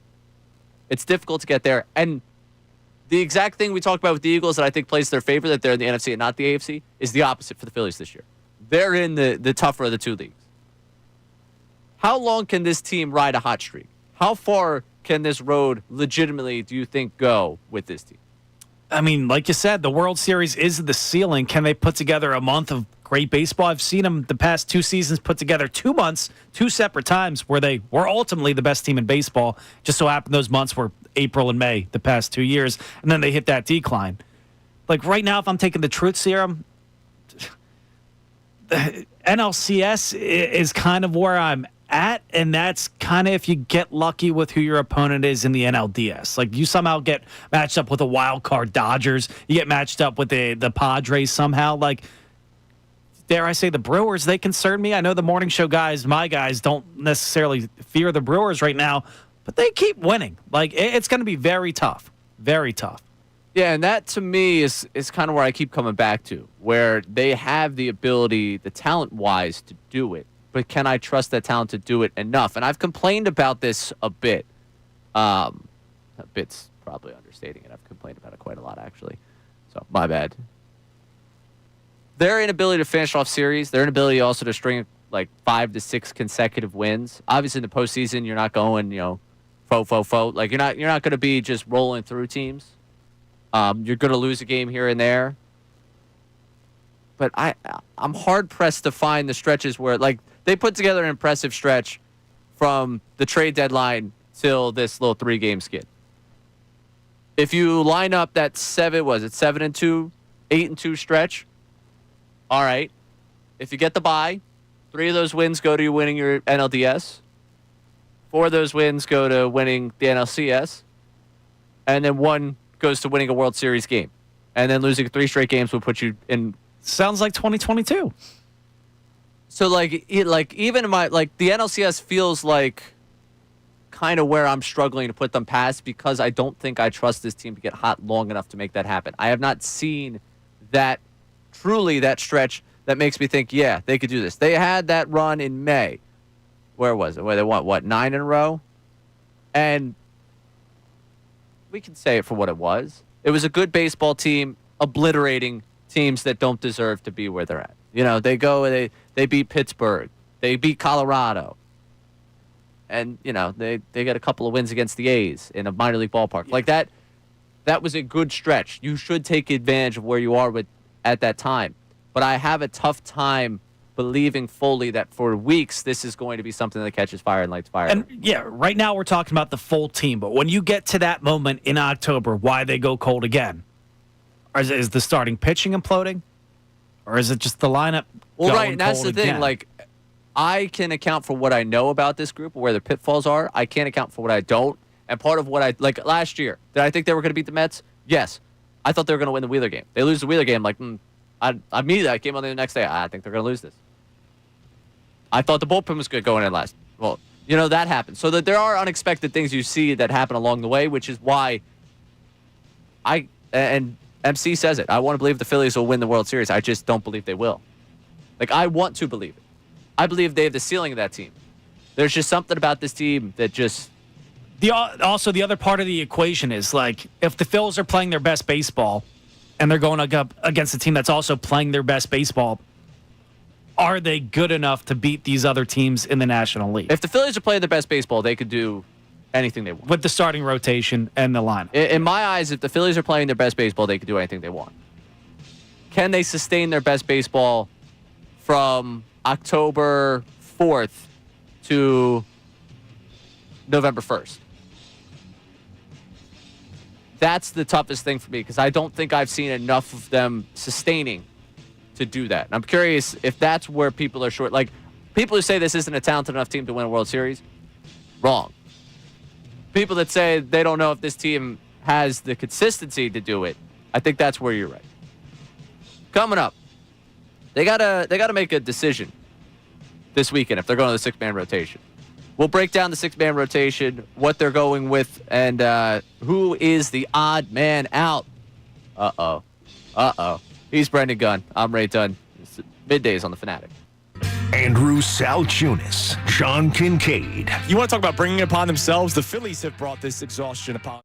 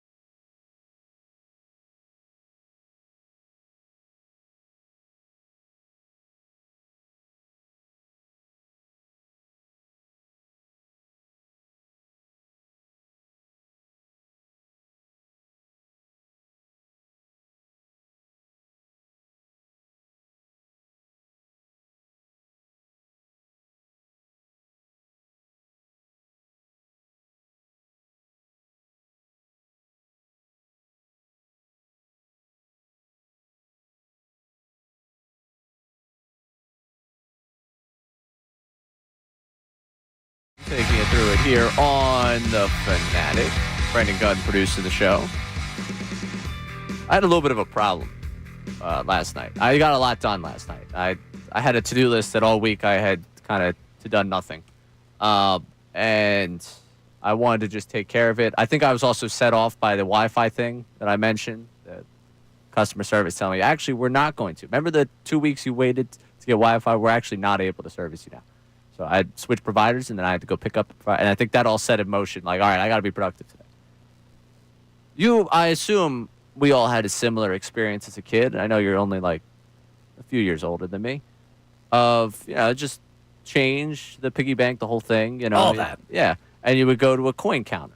Like the bank had the coin counter. And it was awesome. You'd stack up one of those water jugs. Get a couple $100 after a couple of years. And like my parents used to do the water jug, and we're going on vacation. We're going to take that to the bank, and we'll use whatever money that is for the vacation. That's the change you save. Exactly. Yep. Right. So I've grown up. I've grown up. It's true. I have a little cup that I put on my desk at home. And it's like a little like coffee mug, and when I have change, I just put change in the coffee mug. And I was like, all right, I'm going to go to my bank to take care of this. I go to the bank fully expecting, much like my childhood, the coin counter's there. Sorry, sir, we no longer do the coin counting service. Here are things to stack your coins in, and if you fill these packets and bring them back, then we can get you like those money. rolls of coins? Yep. I feel like I should be paid to do that. I feel like we're going backwards as a society if that's the case. That's labor for you, because you're going to turn around and use those coins for something else. If I had to do that for a substantial amount of money, I might put them in a pillowcase and beat my head in after counting up $500. All right. Well, that was a little much. You think I have $500 in coins? That's very, very nice of you. So I had put out on Twitter, and actually we had someone, which God bless whoever the YouTube chat was like, Ray, did you get that fixed? Like, I appreciate you being that tapped into my life, man. I had to go find a coin counter because I was ridiculous. I ended up going to a local grocery store that had one of the machines. Guess what percentage they took out? It sounds like a lot. So 10? 12% of my coins. Is there nowhere in the world a man can go now with the change that he has and just get equal value for it? That's insanity. Why would your bank take it away? That's moving backwards. That's moving backwards. I also had, I think it's our one of our old buddies was tweeting us, was like, you could just melt that down. It's more valuable as metal now. I'm like, listen, man, I ain't like that. I can't do that. I'm not able to pull that off. But that's kind of ridiculous. That's nonsense, dude. That's nonsense. Somebody needs to find me a coin counter that doesn't take. I mean, I did it, obviously. I needed to Can get you the buy cash. one on Amazon? This could be our business. But also, we'd have to take a percentage, right? Because we'd be providing the service. How do we? 11. Take 5%. We're better than. I'll take 5. I mean, that's the right thing to do, but I'm going to do the right thing. Coming soon from Brendan Gunn and Ray Dunn, coin counters. All right. Let's get back to this rotation here. I'm curious if anyone else has had that problem. I feel like all the banks had them. I'm just curious, what happened? They did. Why did this stop? Why did they stop, and why did they put the onus on us? So if someone could explain that to me, that'd be wonderful. Get into this 6-man rotation, because the Phillies are going to go with it. Nola's getting to start Sunday. Suarez is pushed back. They're going for at least one term with this. Somebody's the odd man out here. So first, let's establish who the odd man out is. We'll both say it. 3, 2, 1. Luzardo. Oh, I'm sorry, out of the rotation. You're sending Luzardo down? Romano. Odd man out of the roster. Romano. Okay, so you're getting rid of Romano. Go ahead. Yeah. Explain yourself. Dude, I'm so sick of hearing about this guy having stuff. Stuff for what? To have a higher than 7 ERA? Not on a 1 bad appearance, not on a 2nd bad appearance. He has 3 bad appearances a month. Every once in a while, he'll come in and let a guy get on base and then get out of it. He is useless, absolutely useless. And I have to hear about this stuff. Oh, he touches the high 90s. Who gives a damn? Because it's going out of the ballpark on the high 90s. It doesn't matter if he's touching that high stuff. I cannot have this guy on the roster. Joe Ross, at least I know in the postseason, that guy's coming in, 4th inning just in case you ever need him. I can't imagine you're ever going to need him in the postseason. But at least I know what I'm getting. Romano, I know what I'm getting, and it's absolute donkey poop. Wow. It's terrible. All right. In that case, Yeah, I'm still going with the stuff. The stuff, I can't deal with the stuff anymore. Like, what does the stuff get you?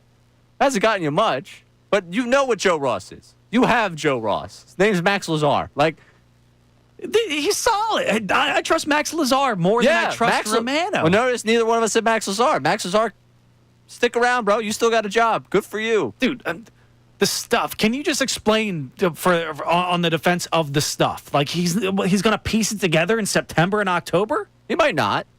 There's a greater chance, though, that he is an impact reliever for you than Joe Ross is. Joe Ross right now is just mopping up innings. And Romano is at that extent pretty much.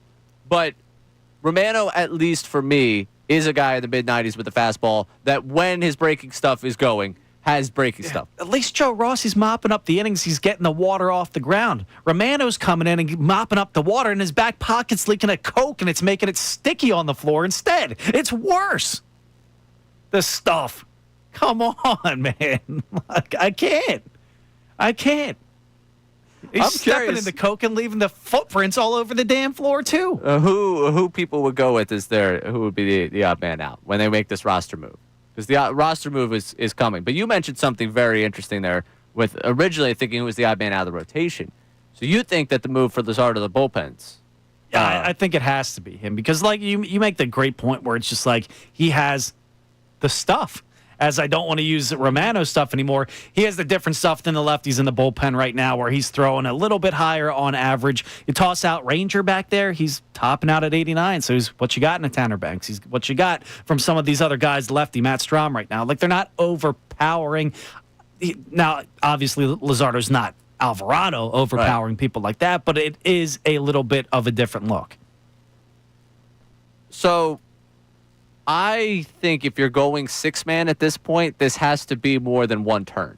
Like, this has to be multiple turns to the rotation if you want to accomplish what you're trying to do with getting the guys extra rest. I understand rest days are going to pop up there. It's going to give them even longer periods between starts, and maybe they throws them off their rhythm. But Luzardo feels like eventually he's going to get that opportunity in the bullpen, but it's too early for me to put him there. And honestly, right now he's making a case for himself that if Nola comes back and isn't the Nola that you expect him to be, if Suarez continues to go this way, you might explore a possibility where he's not out of your bullpen and he's the starter. I can't yet put him in that position to go to the bullpen as we speak. And also, throwing Walker back there, it's not worth it. And I saw someone that's Ross gives you more than Romano. Ross, I saw it because the ERA. Right now, again, we're not really debating two very good options. We're debating the 26th man on this roster. You're going to have guys that could give you multiple. Walker, more than likely, is going to be a multiple inning guy when he inevitably ends up back in the bullpen. I've got Walker. I don't need Ross. Okay? In the one inning scenario, I got Lazar. I don't need Ross.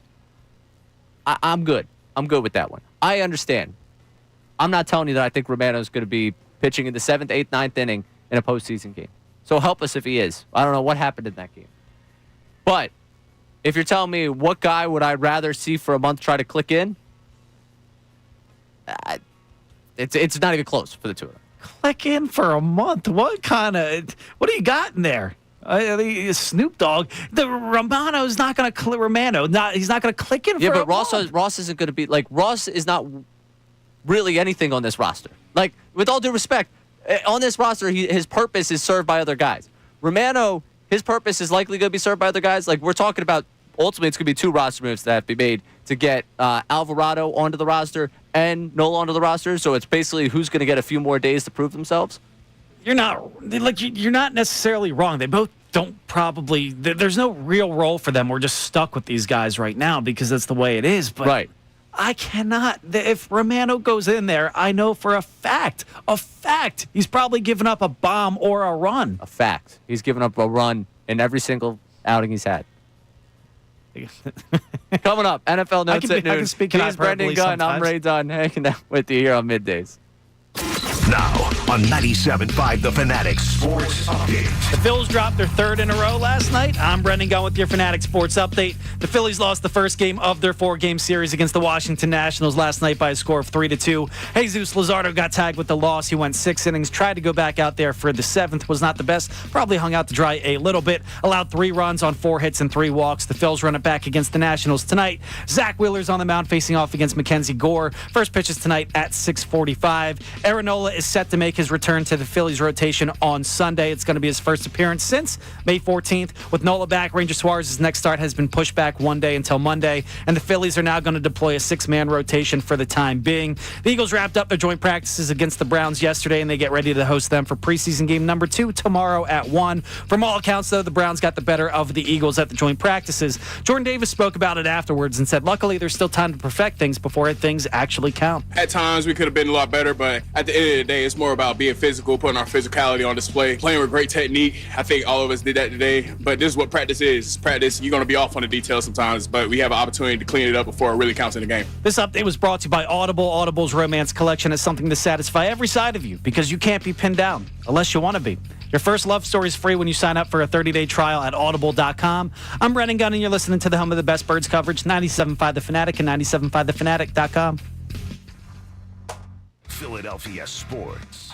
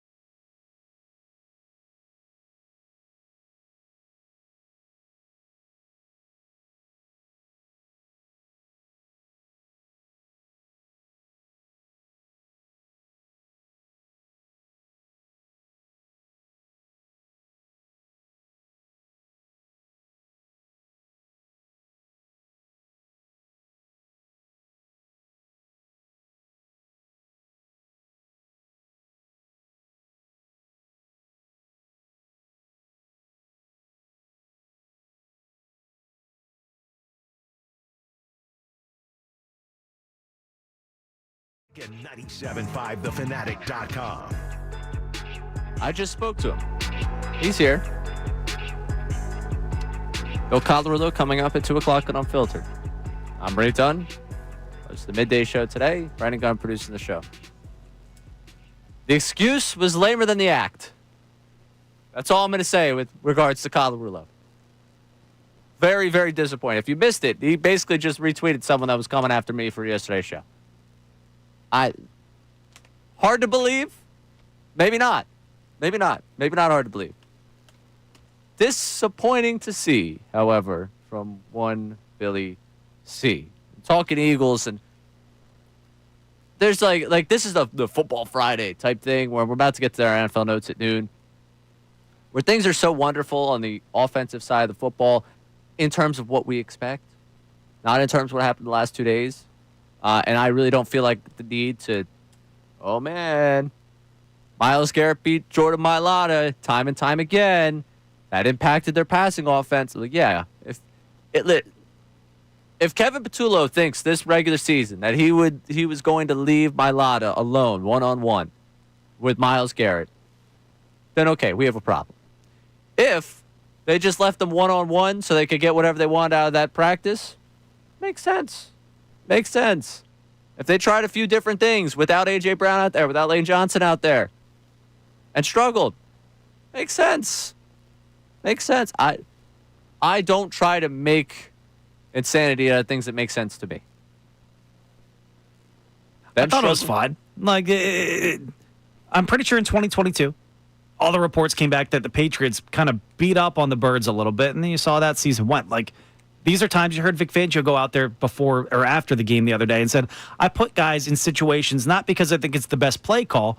I want to see how they handle it. You think the joint practice is much different? Like, they're put in bad situations just to see if they can go out there and do it and then evaluate them. Right. So it makes sense to me that things might not have gone as well as they did. Also, I don't know what you want from me. To think that offense is all of a sudden going to fall apart. Like, the one thing I will say from all of this is that this team does need the offense to get out to a quick start if they want to get out to a quick start. And I've already given you my barometer here. I asked this the other day, and I'm curious for people how you feel about this at 610-632-0975. Where is your point of concern? At what point in the season will you let concern sit in with this team? Because I've said I am not going to push any panic buttons, overreact, lose my mind, until, or unless, really, I see the third loss before I see the third win. That's my line in the sand. So they start 1-3. After that third loss, it'll be, okay, this team needs to kick it into gear. This team starts 0-3. Yeah, obviously. This team starts 2-3. I'll start to show my concern. That's my line in the sand. They went 2-2 to start last season. They won a Super Bowl. They were able to get the seeding they needed. They figured it out. They start with 3 losses before 3 wins. That's my line here. Let's go take a look around the NFL with our NFL notes at noon. Yeah, so as we try to, contrive a little bit of issues with this offense right now, well, there are issues in the offense down there in D.C., our rival. Their offensive coordinator came out today, Cliff Kingsbury to be exact, says the offense cannot connect completely until Terry McLaurin is out there. He said, quote, there hasn't been a lot of contact with him. He's been here. He's been working with our trainers a little bit, but until he gets back on the grass, that's when we'll start building things back up. We're 3 weeks away from week 1. Oh, man. What a dumb, let's pay Debo, and I'm sure McLaurin's just going to be cool with us paying Debo. He's 29. He wants his money. Pay the talent you have. It doesn't make much sense to me. And if the offense is going to go out there and struggle, now we saw, as you just laid out, you can struggle early and then bounce back, but maybe not when you're in the division with the best team in football. And to me, you have a window that is very, very small with the older guys you have on this team. With the way you've built it, it's an old team. You have the quarterback on the rookie deal. Go for broke. Doesn't make much sense. I mean, it's great for us. Keep that being the lingering distraction. Keep answering questions about when McLaurin's going to play. I don't care, but if I were down there, again, this is the second time in this show I've said if I was on DC radio, I'd just be screaming into the mic for us, pay the man. Show him the money. I don't understand why they're not doing it at this point. It doesn't make much sense. Moving over to the league as a whole, the NFLPA continues to have some kind of issues from within its infrastructure. They put their top lawyer on leave right now. Led to an FBI probe, as a matter of fact. The NFLPA put one of its top lawyers on paid administrative leave Tuesday for bullying some employees in the building. Yeah. This comes after the whole strip club fiasco where multiple guys had to step down. Not a good look right now for the NFLPA. No. When is that deal up again? It's coming up. It's not good. No, not at all. Pretty much any, like, and there's part of me that's like, this is very bad. You know, this is bad. This is very, very bad. There's part of me that's like, this, in a way, is a good purge of what seems like a bad system there. Like, if this is what it takes for them to have strong leadership and figure it out, maybe that's a good thing. It's bad, obviously, everything that's happened. Like, you know, out of bad things maybe comes a new start for that group that maybe things go better. But it's embarrassing. I mean, this is the biggest American professional sport. Like, this is the cream of the crop when it comes to United States professional sports leagues. And this is just a disgraceful stretch for this organization. And they need to get it all figured out before they can come to the table and talk to Goodell about actual issues that exist for the two sides going forward. Moving on back to the actual teams, we discussed this guy on Monday because his head coach on Sunday said he would be on the practice field on Monday, and he wasn't on Monday or Tuesday or Wednesday or Thursday or even today. But Matthew Stafford allegedly is coming back tomorrow, per Sean McVay. Do you trust him this time?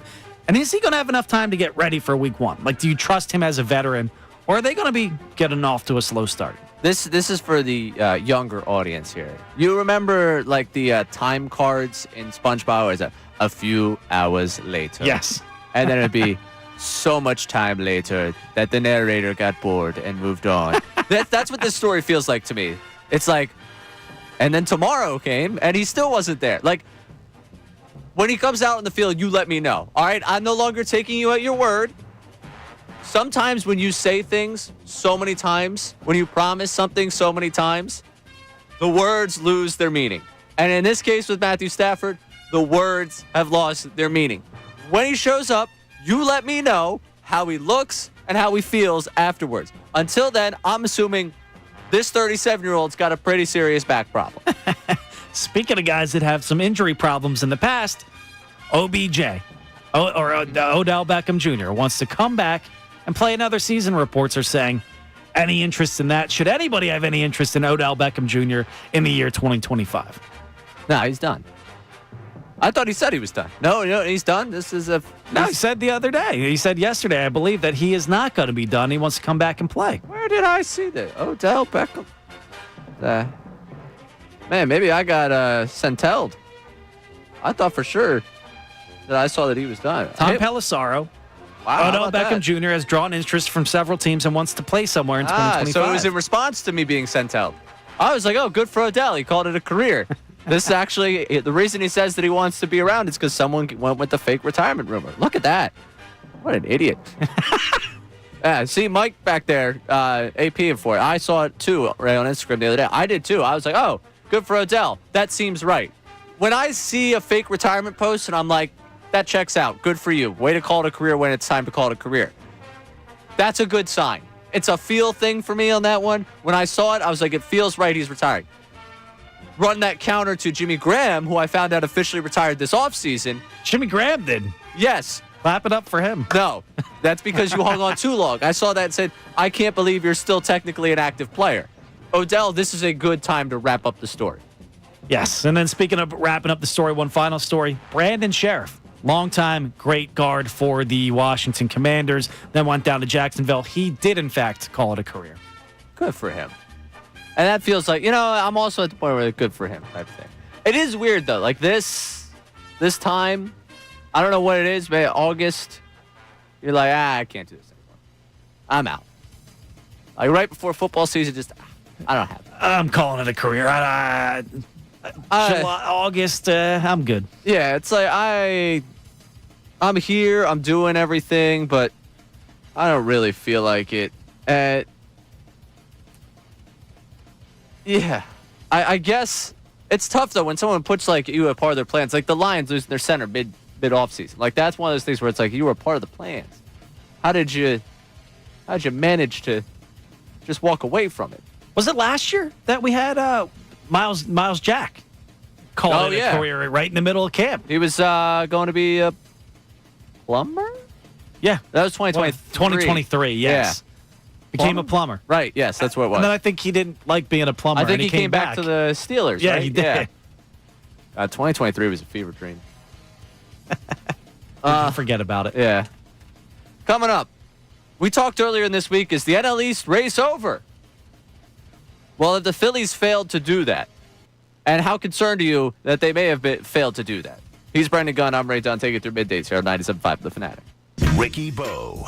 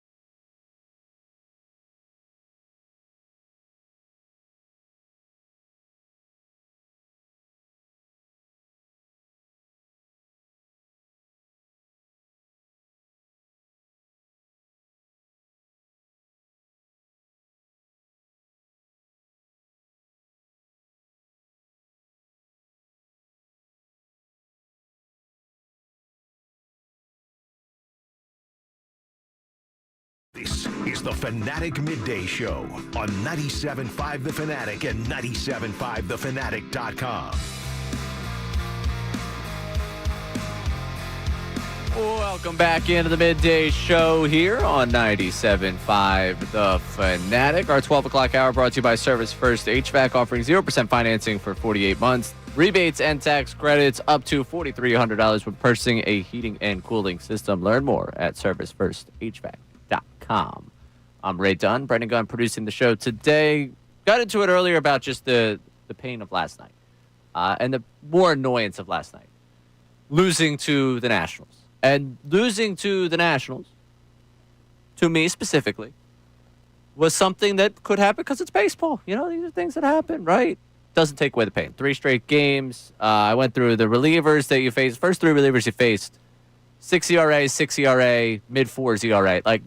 This is a bullpen you got to take advantage of when you end up running into the Nationals. So that was disappointing from that perspective last night. But also a lot of people disappointed right now with the Phillies' inability to take advantage of this poor stretch by the Mets. And I ask you, have they really been that unable to take advantage of it? Their lead in the last week is they've won from down in the division to up 5 in the division, like the last 2 weeks. Go look across baseball right now. And everyone's, this brutal stretch, they're not taking advantage of what's happening to the Mets. Passan put this out yesterday with the teams that led their divisions on June 12th to the lead, or June 14th compared to who leads them August 14th. So this is as of yesterday. On June 14th, the West in the National League belonged to the Dodgers. The Central in the National League belonged to the Cubs. The East, the Mets. In the American League, the West belonged to the Astros. Central, the Tigers. East, Yankees. Flip this around. Come August, again, a day ago. NL West, Padres. NL Central, Brewers. NL East, Phillies. AL West, Astros. AL Central, Tigers. AL East, Blue Jays. So 4 of the 6 divisions turned over in those 2 months. Is that uncommon? Doesn't feel like it. No. Is that the reality of baseball today? Yeah, probably. Gives you an idea of just how many great teams there are in baseball that could sustain this over 162. I personally can't sit here and complain about a team not having buried another team in August that has a 5-game lead. If the Phillies were playing even with the Mets right now, where both were like, whoa, man, they are both struggling. The Phillies are just a game up. Oh, now they're tied again. They've got a 5-game lead. Perfectly fine for this time of the year, to me.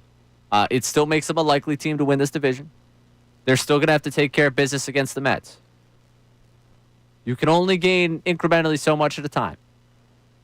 Right now, I don't think I am that concerned that they haven't just buried this Mets team, because I don't think I ever expected them to just bury this Mets team. And when you look across the rest of the National League, you're tied with the Padres in that second spot, that seeding. So both those division leaders are tied at 69 wins. Beyond that, Dodgers are right there behind you. It's not as if this division is unique to another one where, oh, wow, this division stinks. And it's not like the NFC South where, you win 9 games and you're crowned a champion. Shot at the Buccaneers right there. They won 4 straight years. But it's not like football in that type of division where you're playing at a pretty standard rate to the rest of baseball. And you got a 5-game lead. Let them implode. Don't let their implosion impact the way you feel about things. That's my personal take on the matter. Yeah, I'm there with you as far as the division goes. You mentioned the Padres, though, and how they're tied for that 2nd seed right now. When I look at this kind of thing, I'm kind of like Kevin, as he said on Monday. He thinks the division's pretty much gone. Like, if the Phils play 500 ball the rest of the way, there's pretty much no way the Mets can overcome that 5-game lead. So I'm kind of there with him on that. I think that 2 seed is very, very important. I want no business in a 3-game series. I want nothing to do with that. I appreciate the pitching. I know our pitching matchup is going to be better than anybody. I also just saw this team go out there and not hit the ball for 3 straight games in a row. That concerns me. So right now, I'm less concerned with the Mets and the NL East because I think that's kind of not zipped away, thrown away the key in our pocket. But, I think we have that pretty handy right now. That 2 seed, I can't let the Padres get too far ahead. Well, and you could be worried about how they're stacking up against the Padres. But the conversation a lot of people are having is they haven't buried the Mets. They haven't buried the Mets. They haven't buried the Mets. Okay? Let the Mets bury themselves. Like that's like they're doing that on their own right now. You focus on the baseball you're playing. Like the Mets are not my issue right now with the way they're playing. The Mets, if they were winning a ton, all right, then the Phillies are looking at they're in trouble. I can't really control what the Mets do. I can only look at what the Phillies are doing. And to say they haven't buried them, it's a 5-game lead in the division. Right now, people with 5, there are 2 divisions that are right now within a game and a half, a game apiece. Like the Phillies are running pretty standard with the Blue Jays 5-game lead. Tigers have a little bit more of a lead on the Guardians, 6.5. And I mean, if that Guardians team finds a way to make the postseason, good for them. Like, congrats to you. I'd be shocked. The Phillies' schedule is also very, very favorable going, so people should not lose sight of that either. Like, they're going to bounce back. Yeah, these last 3 games have been awful to watch. They haven't hit the ball. Yeah, your manager leaves your starting pitcher in there a little bit too long. Some people are finding issues with the bullpen and Kirkering last night. Don't know why, but some people are getting frustrated with that. They're going to be better in the next coming weeks. Like, they're not going to... Chances are they're not floundering this league. Like, they're going to win this division. I would not cry about it right now. And that's why I was hesitant to say that this thing was all over. Because I realized that this is the way ups and downs go, which is why I was shocked Kevin was so ready to put it to bed. The numbers tell you could pretty much put it to bed. I understand why you want to. I understand why Kevin wanted to. But was there a possibility where they went down to D.C. and split a series and it didn't look like it was all over from there and you end up going into that New York series only up like 4 games, playing 3 up in their place where they've been really good this season? Yeah, it was. Still very much on the table. It is. We got a runway to go here. Declaring things over, not ready to do it. Also, saying that they're not burying this Mets team. The Mets are going to do what the Mets do. Like that's where we're at. The Mets right now are what the Reds are doing. You think the Mets are like people up in New York are like, let's make the postseason right now. Which also, I don't know if you've seen. Just if you want to relive some trauma here, they only have a 2% chance of making the playoffs, so it's not really that big a deal. Diamondbacks have won 7 of the last 10, just 2 games under 500. Do they regret trading away everybody? Probably not. No, I don't think they're going to make the postseason. But just for fun here, 4.5 back of the Mets for the last wild card spot. Could you imagine the PTSD of this town if the Phillies ended up to 3 and the Diamondbacks ended up to 6? Luckily, you're only seeing Zach Gallen now, but yeah, I'd be concerned. Yeah. Just saying. Like it's not going to happen. I just, as I watch them get hot, it's like, oh. It's like that Marlins thought from a couple of years ago when you could not beat them, and you're like, right. I don't want to see them. Like nothing logical makes sense why I don't want to see the Marlins, but like nothing logical makes sense why I don't want to see the Diamondbacks. But PTSD. Yeah, the Cardinals are another team at 3.5 back of the Mets. Objects in the rear view are closer than they appear. Mets got more to worry about from what's behind them for the Phillies to start worrying about the Mets. You're right. Let's worry about the Padres. Coming up next, I want to revisit a question I asked yesterday because I went on social media and asked it. And I'm just curious why Jalen Hurts was not a part of a lot of people's list. He's Brandon Gunn. I'm Ray Dunn. Take it through middays here, 97.5 The Fanatic. Now on 97.5 The Fanatic Sports Update. Gearing up for preseason game number 2. I'm Brendan Gunn with your Fanatic Sports Update. The Eagles wrapped up their joint practices against the Browns yesterday, and they get ready to host them for preseason game number 2 tomorrow at 1. From all accounts, the Browns got the better of the Eagles in the second joint practice. Jordan Davis spoke about it afterwards, and he said there's still time to get better before the regular season. At times, we could have been a lot better, but at the end of the day, it's more about being physical, putting our physicality on display, playing with great technique. I think all of us did that today, but this is what practice is. Practice, you're going to be off on the details sometimes, but we have an opportunity to clean it up before it really counts in the game. Tune into the Birds Insider, hosted by Kevin Cooney, tonight at 6 as he sets the table for preseason game number 2 tomorrow. The Phils run it back against the Nationals tonight after dropping the first game of their 4-game series. Zach Wheeler's on the mound facing off against Mackenzie Gore. First pitch is tonight at 6:45. Aaron Nola is set to make his return to the Phillies rotation starting on Sunday. It will be his first appearance since May 14th in the big leagues. With Nola back, Ranger Suarez's next start has been pushed back 1 day until Monday, as the Phillies are now set to deploy a 6-man rotation. This update was brought to you by the Electrical Workers Local 269 and the Electrical Training Alliance, the International Brotherhood of Electrical Workers Local 269, NECA, and the Electrical Training Alliance can offer a career with no college debt. To learn more, go to IBEW269.com now. I'm Brendan Gunn, and you're listening to the home of the best birds coverage, 97.5 The Fanatic and 97.5thefanatic.com. Hi, my name is Phil E., and for most of my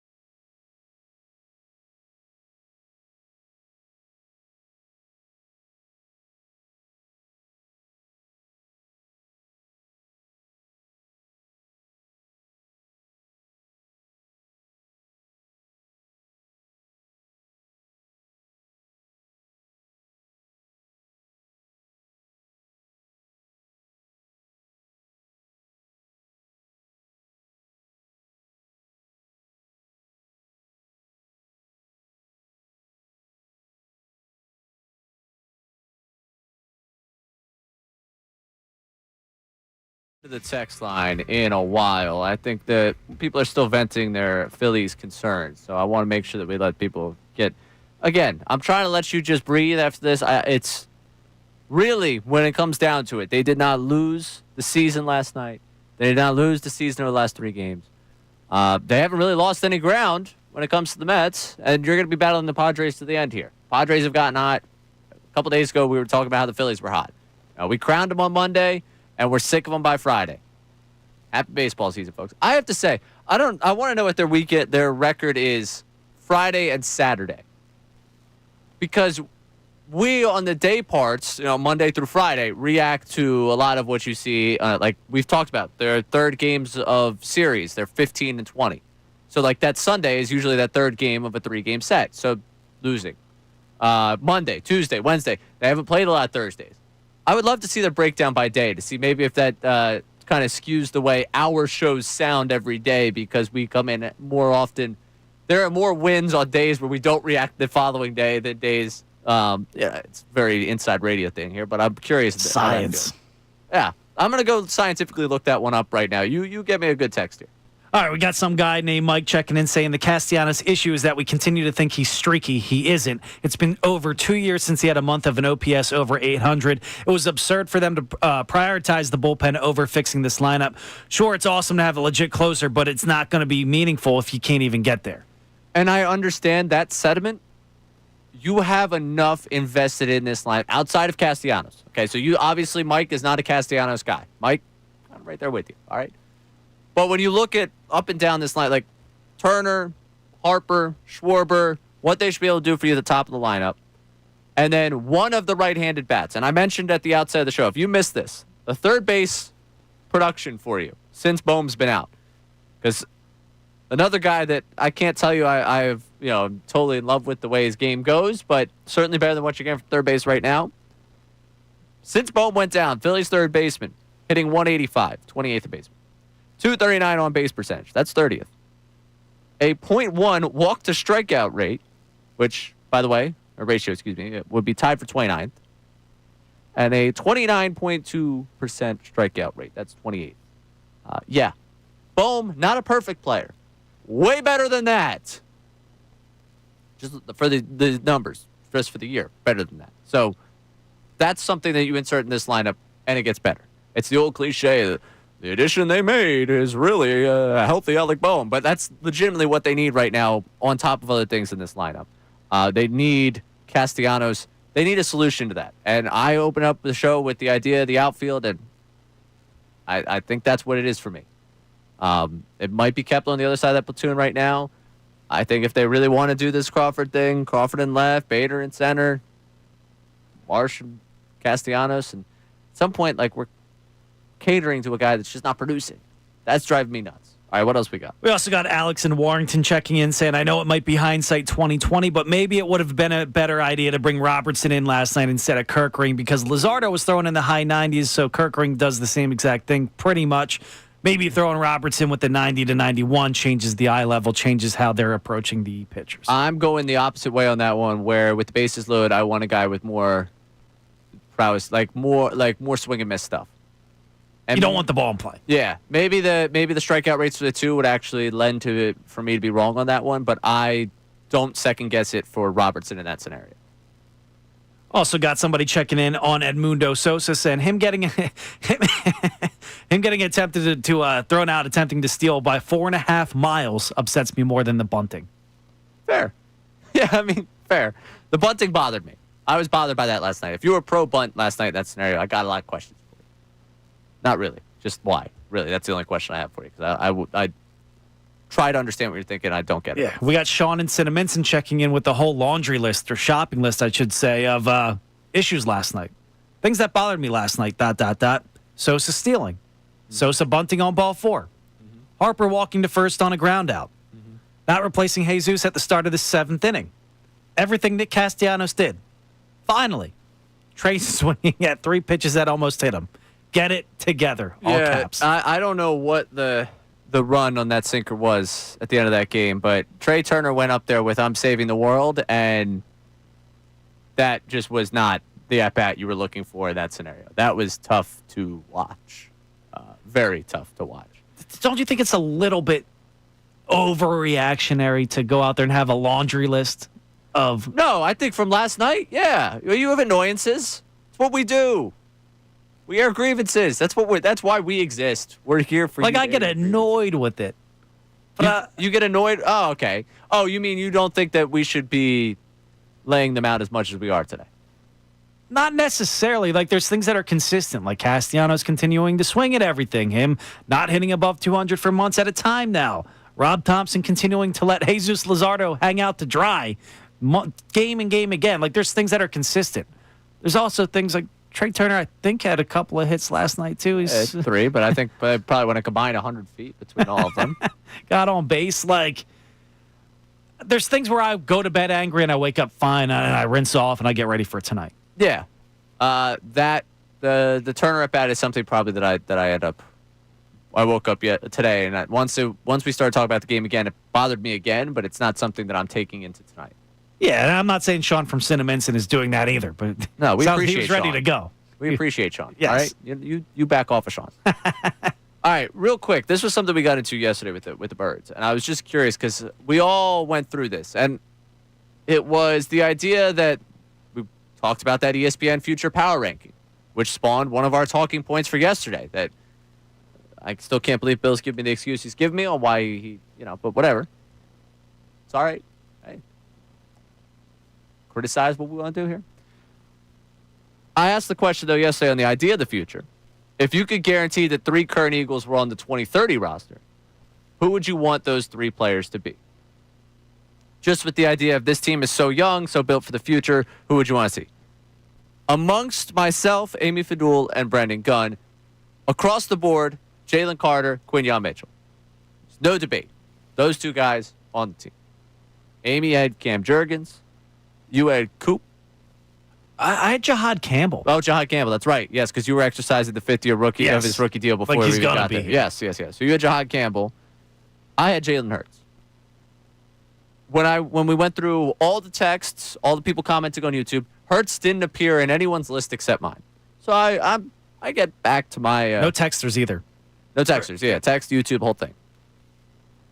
I get back to my apartment after sick brag, going to the gym, getting, my day's kind of wrapping up, and I'm just thinking about everything from the show today. And I'm thinking about today, and I'm like, it's weird, right? If you think you have a franchise quarterback who's in his 20s, 5 years from now, why wouldn't you want to guarantee that he's on the roster?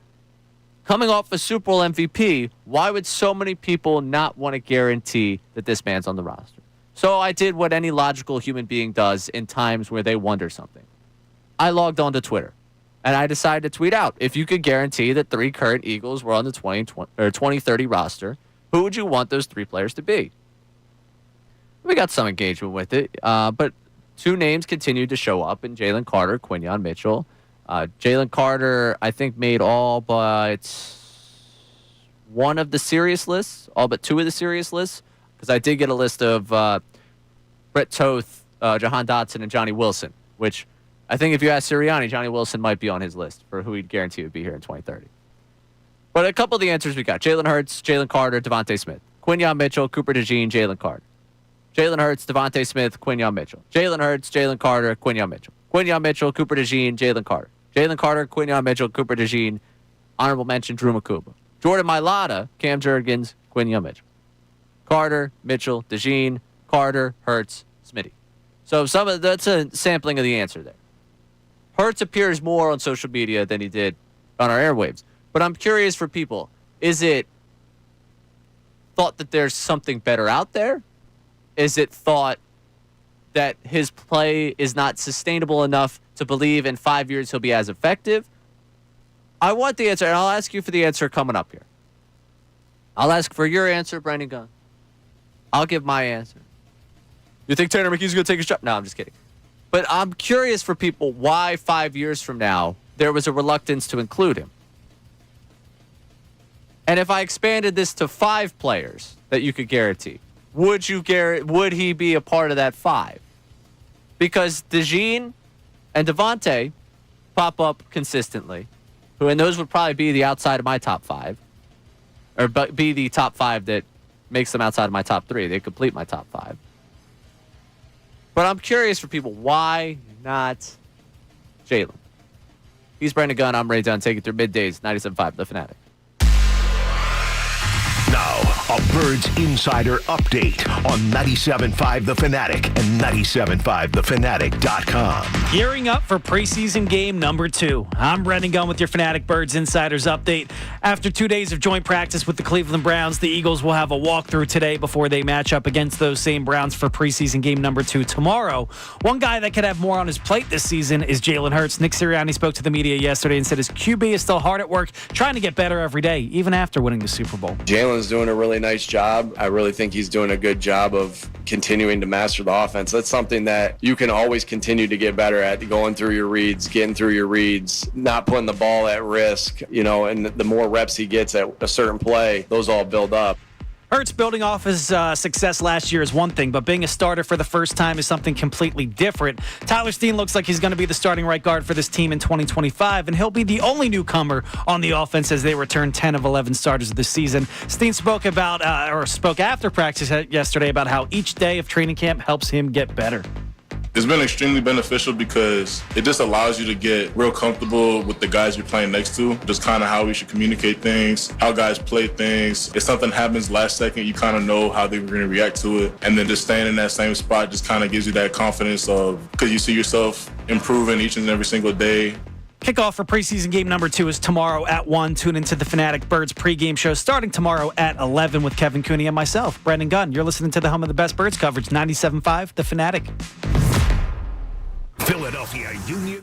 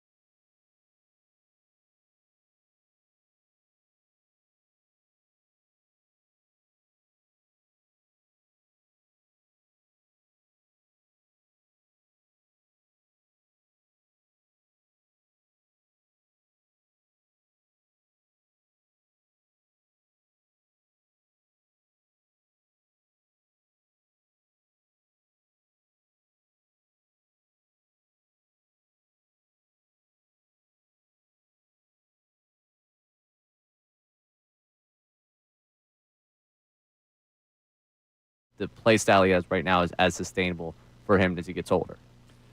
The way I look at it is, and PTSD is the wrong kind of way to phrase it, but the way the Carson Wentz thing went down, where you thought this guy was going to be here for a long time, eventually he gets hurt, he gets banged up a lot, and they told you that they drafted Jalen Hurts to come in here, be the backup, all that. Now you hear Doug Peterson come out. We played it yesterday. They were impressed with him the whole time. It sounds like they actually wanted him here the whole time. Mm-hmm. If Jalen Hurts slows down a little bit, and Howie Roseman, Jeffrey Lurie's show, they want to continue to win out there. They've also shown in recent years they're not afraid to go, see ya. Like, You're not getting it done anymore. We'll see you go somewhere else. You saw Bryce Huff. You gave him the biggest contract in free agency last year for the Birds, that is. He's gone. Carson Wentz says it just broke down. Gone. Like, if you're not getting the job done, then they'll say, not to hell with you, but go somewhere else. 5 years from now, he's going to be 32. If he hits a decline, I can't promise and this is neither one of us forecasted that. No, he was a part of my 3, so I would take it any day of the week. But I was trying to more understand the mindset of the fan base, and I think some of the fan base probably adopts that type of mentality where they're like, I don't think Carter's younger, Mitchell's younger, DeJean's I think Devontae might be the same age, but people just love the fact that they have a receiver that they drafted that turned into something. I always say it's one of the great revelations of my life. They drafted a wide receiver that actually became one of the top receivers in the league, which is not something we do here. Yeah, I didn't know that was allowed. Like the linebacker play. I didn't realize that was allowed. Number 2 in the NFL? 31 for edge. No, I'm really concerned about I know MBD because MBD has put this up on the YouTube chat a million times about his concern with the edge rushers. And I think that as the corners looked poor against the Bengals, what you were missing was the fact that there was absolutely no pass rush in that game, especially from the edge. And then before we move off the Hurts conversation, before Bill comes on the afternoon show and says I'm being reactionary, we're talking about an arbitrary number of 3. My heart of heart, Jalen Hurts is going to be here in 2030. Yeah. We were limited to 3. Right. So before Bill goes on and says, Begun says he's not going to be here anymore. It's only if someone tweets about what you say. It's not, he'll just retweet someone's tweet about you. That's what he's going to do. Just while we're talking about kind of the irreplaceable Eagles here and where we go with this, it's funny to me, the reaction to joint practice. But it does bring up a real conversation when we talk about the irreplaceable Eagles, and I know Jimmy Kemp's got into this morning with the morning guys. Not having A.J. Brown, not having Lane Johnson, and it's like, oh, wow, the offense had a tough go. We did those lists for, a couple weeks of who do you think is the most indispensable Eagle? And a lot of people will jump to Saquon. The reason why those two for me came in higher than Saquon is because I've seen them have a rushing attack without Saquon Barkley. Now it's not a 2,000-yard rushing attack, but they went to a Super Bowl without Saquon Barkley and they had a good rushing attack. And oh, by the way, the rushing attack didn't work at that Super Bowl either, and Jalen Hurts still was able to put them on the doorstep. So what I haven't really seen is this team succeed without A.J. Brown since he got here. What we certainly know, because the stat flies out there every time Lane Johnson even remotely has something wrong with him. Oh, you know the record without Lane Johnson? Wow, they're not going to do it. It's all right, yes. Okay, we know. They're not good without Lane Johnson. It's funny, that to me is a legitimate thing I take from that joint practice where you have to remember, when we went through all those lists all those times, that's the biggest change for me. I still think AJ, to me, ends up being the most indispensable. Quarterback aside of this offense, I still think that he has that type of impact on the game. I know PFF had him as the best wide receiver. You think about all the different things that he does for this offense. Do I think he loved blocking for Saquon as much as he did? No. Do I think he could do it? Absolutely. Is he just incredible at getting separation, incredible in terms of just the physicality he brings? Yes. He is one of the best receivers in football, and even though this was a run-first offense last year, I do think he reaches into that spot just being the most indispensable. Yeah, and I tend to agree with you. Probably I do, to be a devil's advocate right now. Landon Dickerson's out, and this offensive line depth is not it, so I can't finger point one guy on there.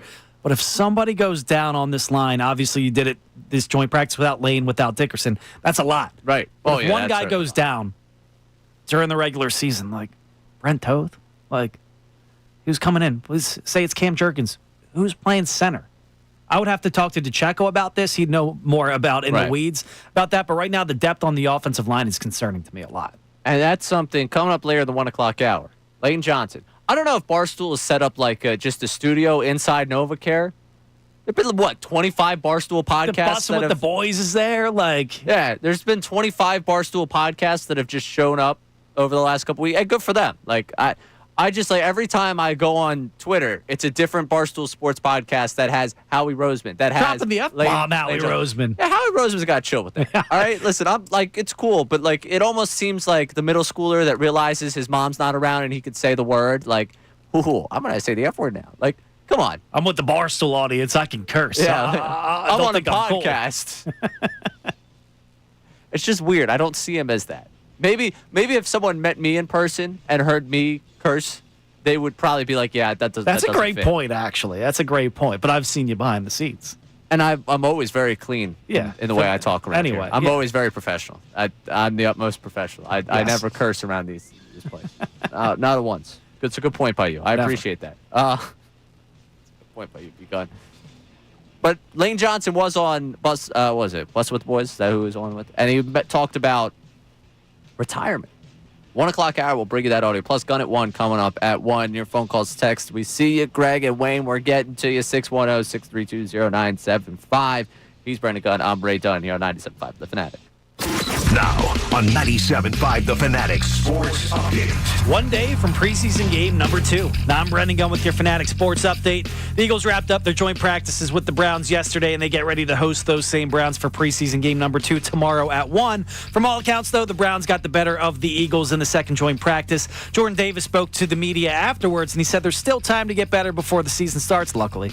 At times, we could have been a lot better, but at the end of the day, it's more about being physical, putting our physicality on display, playing with great technique. I think all of us did that today, but this is what practice is. It's practice. You're going to be off on the details sometimes, but we have an opportunity to clean it up before it really counts in the game.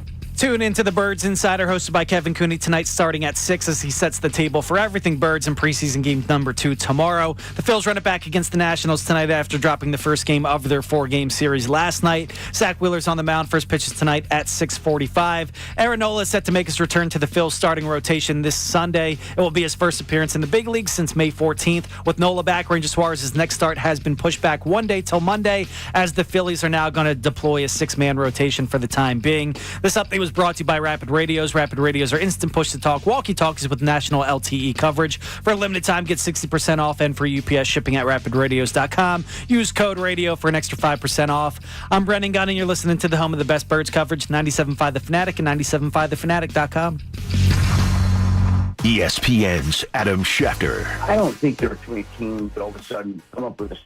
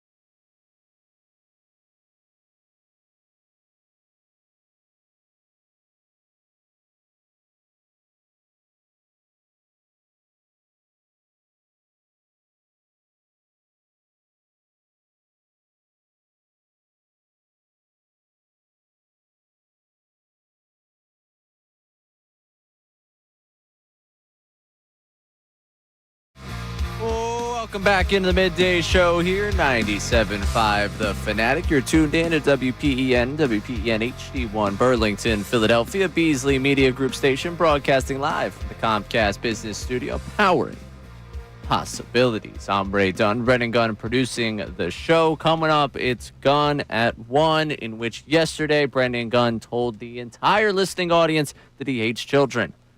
What will he have for us today? Stay tuned. That's coming your way in a few minutes. I just take up after Michael Jordan. You and Michael Jordan could not be further apart. Okay? You and Michael Jordan have nothing in common. They call me the modern-day Calvin Cambridge. You and Wizards Jordan might have a little bit in common. But then again... I'm Michael B. Jordan in The Wire. Out after one season.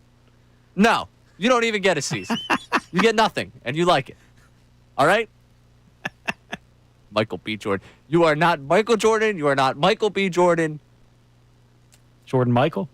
Is that You're not even Michael Jordan Jr.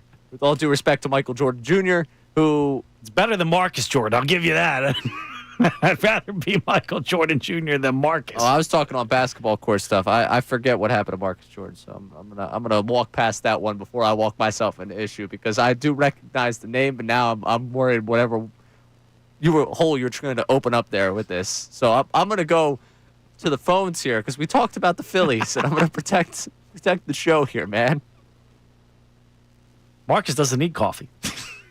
Oh God. All right. Well, yep. Now we're certainly going to the phone lines. We were talking platoons. Talking a lot of Phillies early on in the show, and Greg from Bethlehem wanted to check in. Greg, you're on 97.5 The Fanatic. Good afternoon, gentlemen. I'm of the opinion that the Phillies lineup is adequate to win enough games to get to the pinnacle of success. The problem seems to be they can't get more than one or two people at any given time to hit. Now, obviously they've hit well enough to be ahead of the Mets, and maybe that's enough. I just wonder, and I don't know that there's an answer to this, but if I'm on the Phillies, if I'm Schwarber, Turner, Harper, does it bother me that they're playing musical chairs with the outfield, or do I just show up and do my job every day and it is what it is? I don't know the answer. To me, I think having stability would be more comforting and probably make me more confident at the plate, but I don't know. All right, let me flip this one around for you, Greg. If you are Harper, Schwarber, and Turner, would you prefer a more stable lineup with less consistent production?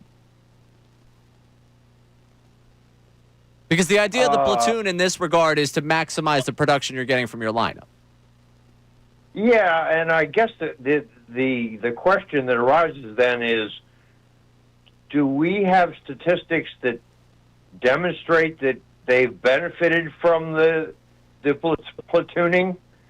Or, I mean, their record probably would be a place to start. I mean, I think they've benefited from it because we see what some of these guys are going in advantageous scenarios. Like, is anything about Kepler facing right-handed pitching made you want to see him face left-handed pitching? No. Well, I agree. Your laugh gets me every time, Greg. I gotta say. Well, I'm glad to help. We don't really have anything this year where we weren't platooning, do we? I mean, I guess not to the extent, and Greg, I appreciate the phone call. I appreciate you checking in. Like, I get, of the guys who have been platooned, who do you want to see more of? Is kind of where I keep going with that question. And a lot of people say, Stott. Stott was an everyday player until he showed you that he can't hit enough to do that. And his defense is very valuable. But sub 700 OPS, like if he was producing at Bryce Terang's level this year, and that's not exactly like a high bar, as someone that's watched the Bryce Terang experience play out in Milwaukee. Like, Terang, very good defender. And if you had just gotten a little bit, enough offensively out of Stott where maybe you could justify that. But even before this season, Turang was a guy that they didn't want to have in the lineup every day because he was producing at what Stott is right now. If, like Kepler, like, is he giving you a reason to want more? Marsh, you could justify saying, hey, maybe you should see if you have more in this guy because he's giving you enough production in the platoon to say that's fair. Edmundo Sosa's shown you against right-handers. You shouldn't want more. Like, my question is, your alternative is what when you say you don't want platoons? That's the biggest thing for me when it comes to platoon. I understand what you're saying. You want more stability. But, like, it's almost, yeah. Greg's asking for a world where, like, they're looking for more stability behind them.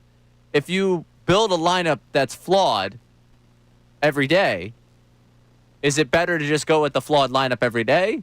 Or is it better to try and fix that lineup consistently? They don't really have a set it and forget it. Like, in 08, who were you taking out of that 08 lineup every day to make it better? Like, would you argue, well, maybe they would have put platoon Dobbs and Phillies? All right. Probably not. I mean, they like the way, this is part of what baseball is, right? You look around the league, teams platoon all the time. They use pretty much everyone they've got at their disposal. That's the word I'm looking for there. I don't know why I had to stop there and pause because it's so much time has passed since 1 o'clock. And I'm just dying to know how Brendan Gunn's going to upset me today. It's funny that you just bring up a name right there, Greg Dobbs. And I got to thank you because this conversation came to be because you've saved me. I miss my morning show, guys, but you saved me an extra couple of hours of sleep where I can now go out on a weeknight and see some buddies. And we're out at Dining Under the Stars. Wait. You're telling me that you didn't sit in last night and prep for hours for this program? I can't. You were out?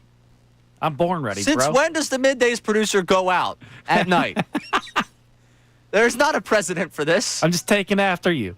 All right, what do you got for me? So we're sitting there at dinner with me and my buddies, and Eddie, who you've met before, is the guy I snuck into that no-hitter playoff Roy Halladay back in 2010. And we're sitting there having a good time trying to guess that lineup that the Reds trotted out there, Johnny Gomes, Edwin Encarnacion, all that. We start looking at the box score, and then we go to the Phils. And I forgot, I think a lot of people forget, lost in that no-hitter, Roy Halladay came to the plate. Roy Halladay got a hit. Roy Halladay drove in a run. And it's going to be crazy to say this in the midst of Kyle Schwarber putting together this season, or he's about to hit maybe the all-time record in home runs. Shohei Ohtani is better than a lot of guys out there, and he gets to hit every day because of this position. But baseball was a better game and more enjoyable when the pitchers hit and the manager had to go out there and deploy some pinch hitters, pinch runners. Baseball was a better game back then. You don't get that Ben Francisco pinch hit home run. You don't get that Matt Stairs pinch hit home run with the DH. And yeah, you can talk about, ball go far with the DH.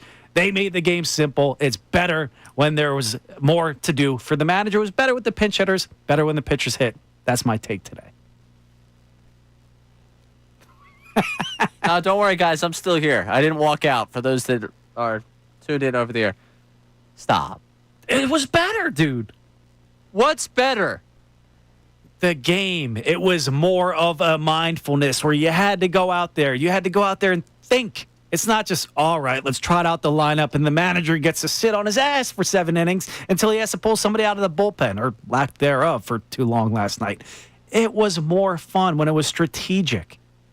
Yeah, ball doesn't go boom every so often as much as it did, but when it does go boom and the manager made the right call pulling that guy off the bench in that situation, it just made it more interesting.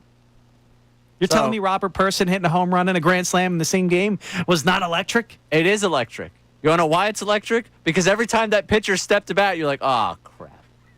Oh, no, not now. We just got a runner on base. Dude, it made it that much, but like, when you're in a playoff game and you're seeing 5, 6, or 6, 7, 8 come to the lineup, and you're like, they have to go 1, 2, 3 this inning. We cannot let them turn over the lineup. It just made it funner, like more fun to watch. Yeah, I also have that feeling with today's 9 hitters, but it's actually a guy that has been hitting at the major league level consistently. These guys didn't. The pitchers stopped caring about hitting by and large. There were still some that did it. Like the Phillies, I remember that really good rotation. They made it. They made a competition out of it. They were competitive about the fact they wanted to be able to hit. The Brett Myers at bat.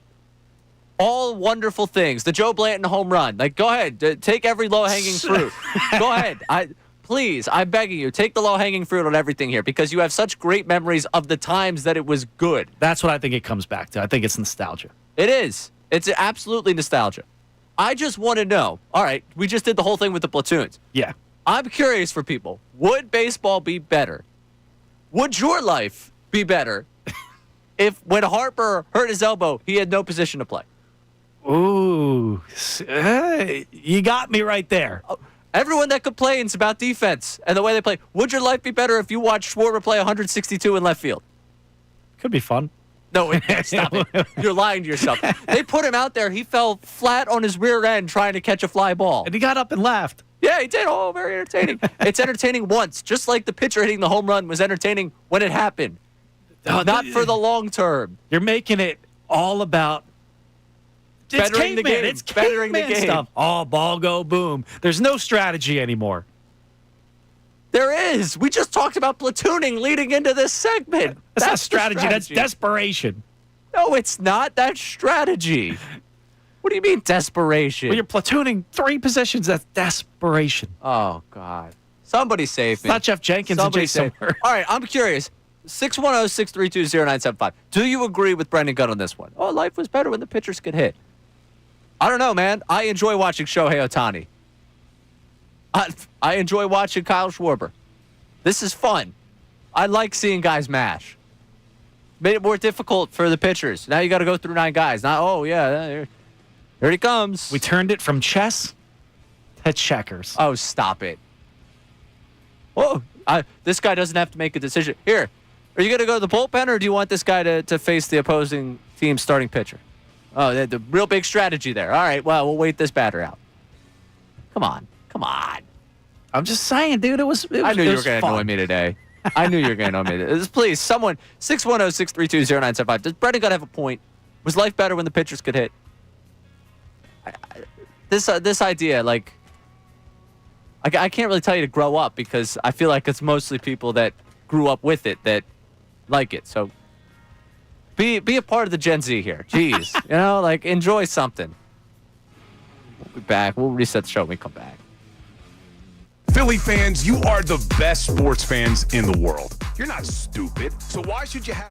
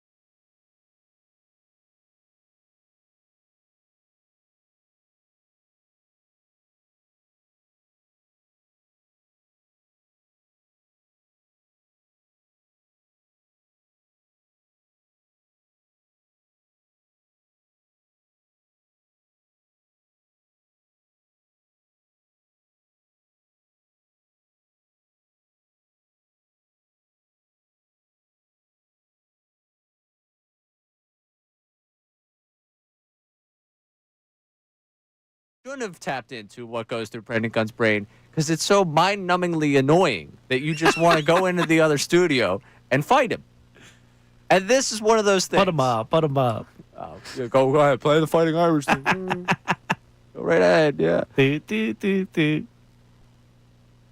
So, for those that miss it, Brendan Gunn thinks that baseball is better when the pitchers could hit, just because he has fond memories of the 6 or 7 times it worked out for you. Come on. Dude, it's part of the game. It's part of the Not game. anymore, it's not.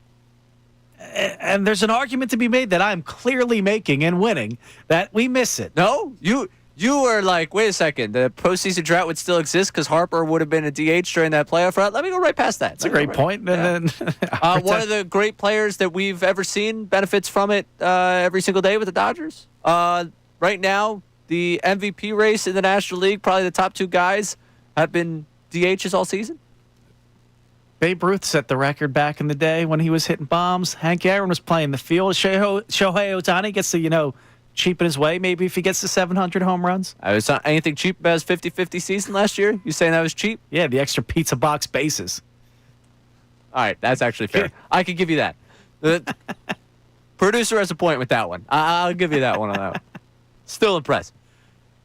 But I can't. I'm sorry with the idea that it was bad. I understand your point about strategy here. But ultimately, we've seen strategy morph into what everyone has started to hate, which is funny when you bring up the platoon thing, because you don't need to worry about using guys as pinch hitters. You can just worry about, against the right-handed pitcher, what's our optimal lineup? Against the left-handed pitcher, what's our optimal lineup? And I don't have to worry about changing these guys out until we get something that comes across here where, now they brought in a lefty after they had a right-handed starter. Now let's see what we can get in here. And that's fair. It's just it kind of goes to me, I'm not going to go as far as to say I don't want the robo-umps at all or anything like that, but I think when you take away the human element that it's the same kind of thing. There's more strategy to it. There's more things you got to adjust with. If the guy knows, not to get the conversation all off track, if the guy knows where the strike zone is the whole time, it's a little bit different than having to work in it. It fundamentally changes the game a little bit, and I think putting the DH in fundamentally changed the game in the National League. It did. It absolutely changed the game. For the worse. For the better. Bryce was against it, and then Bryce in that year was the one that benefited the most from it. Yeah. I mean, if you want to listen, all right, here's the deal. You can go down to Citizens Bank Park. You go climb that flagpole, go up there, take the 2022 banner down, and just fold it up, put it away. I think what I have a hard time swallowing with this one is, it came down to eyeballs on the sport. Mm-hmm. They weren't putting up runs necessarily as much as they want to. It wasn't as flashy it was in the steroid era. They try to get away to make it more appealing. And that's hard for me to swallow. It's great from a business standpoint. But when you fundamentally change the game that way to get eyeballs on it, I don't necessarily love it. I lump it in to the Ghost Runner kind of thing. It's just stupid. The Ghost Runner, for me, you need to play a couple more innings before we get to the Ghost Runner. I'm okay with ending a game earlier because you can manufacture those runs. I agree. The 10th, 11th, let's just play it out normal and see what happens. Last night, I was enthralled. I got Tigers, Twins, extra innings. Because the Thursday, nobody plays on the Thursday, so when your team plays on the Thursday, I usually find myself, I always expect the West Coast game. And I finally had Wi-Fi at the house, so I could turn on BTV. I'm sitting there what am I going to get following the Phillies game? I got a couple extra innings because they couldn't get the Ghost Runner in. It was great. But you mentioned all these different changes of what they did. I will say DH, and I hate to make this a real-life thing because, it's fun. We're supposed to have fun. I also think the DH was probably a thing from the league of hey, as a labor standpoint, here's another job. I'm sure the Players Association, after they saw it, was great, we could create all these number of jobs for these number of players because we'll have a DH in both leagues. Think about it, 15 DHs when the American League just had the DH. Now you have 30. This is a way for other guys to make money and earn their living. I'm sure from the labor side, the players wanted that job to exist, and maybe Major League Baseball looked at it this can entertain more people, and this is we can give in on this if we get something else from the players. And it's so interesting you talk about another job, but right now they're also trying to figure out how much is that job really worth? Because you got Kyle Schwarber out there, and they're we don't know what to necessarily offer you as a strictly DH who's the best DH outside of Shohei Ohtani and all that. The guy hits consistently 40 bombs. They don't know what to pay him. They don't know what the market would be. How much is the league going to value strictly DHs? But yes, it does offer another job for those guys. And that'll eventually play itself out, how much are DH worth. But right now, the best in the business in the National League, National League East, I should say, because Ohtani's in the National League, they don't know how to pay him yet. They don't. But you can't tell me it's not entertaining to watch the guy. Like, it's entertaining, yes. Like, I'm not going to argue that. How many is the sport worse? Yes. How? Because it's just not ball go boom, ball go boom. I like the strategy of it, and now it's gone. All right, so let's look at. I'm trying to go here. Positional split. So as a DH, just to see what we'd be taking out of the game, just for lack of any better attempt here, because there's obviously guys you wouldn't be taking out of the game. Oh, of course, not qualified batters here. All right. Here are the guys that have played. Oh, Trout, another guy. Devers, Brent Rooker. Both those guys in the American League, so you'd already have them. Devers comes over. Yelich has had a lot as a DH this year. Zuna, you could go without. Suzuki out there. Like, I think it's provided an opportunity for offense and for things that people like. We love showing up to the ballpark for a good pitcher's duel. I don't show up to the ballpark because I want to see Kyle Kendrick try to have, hit a double. If I'm going to a random game in July, I'm hoping for that in 2010. No, I'm hoping that they win the game. I'm hoping that they score runs. And how they score more runs? DH, I'm not going to sit here and say I don't love baseball the same that I do back then. I just, when I think it's nostalgia, dude, it really is. And maybe it's clouding my judgment a little bit because there's so many great moments from the best era of Phillies baseball in my mind that I think back to. It's not just one thing there. Like I said, Roy Halladay in that no-hitter, drives in a run. The Brett Myers at bat. Joe Blanton home run, like so many. Cliff Lee hitting a couple bombs. Robert Person from the first time I remember baseball back in the day when I was like 8 years old. Like, you take that away, and I'm going to talk about this Kyle Schwarber season forever. Right. And that's not capable without a DH.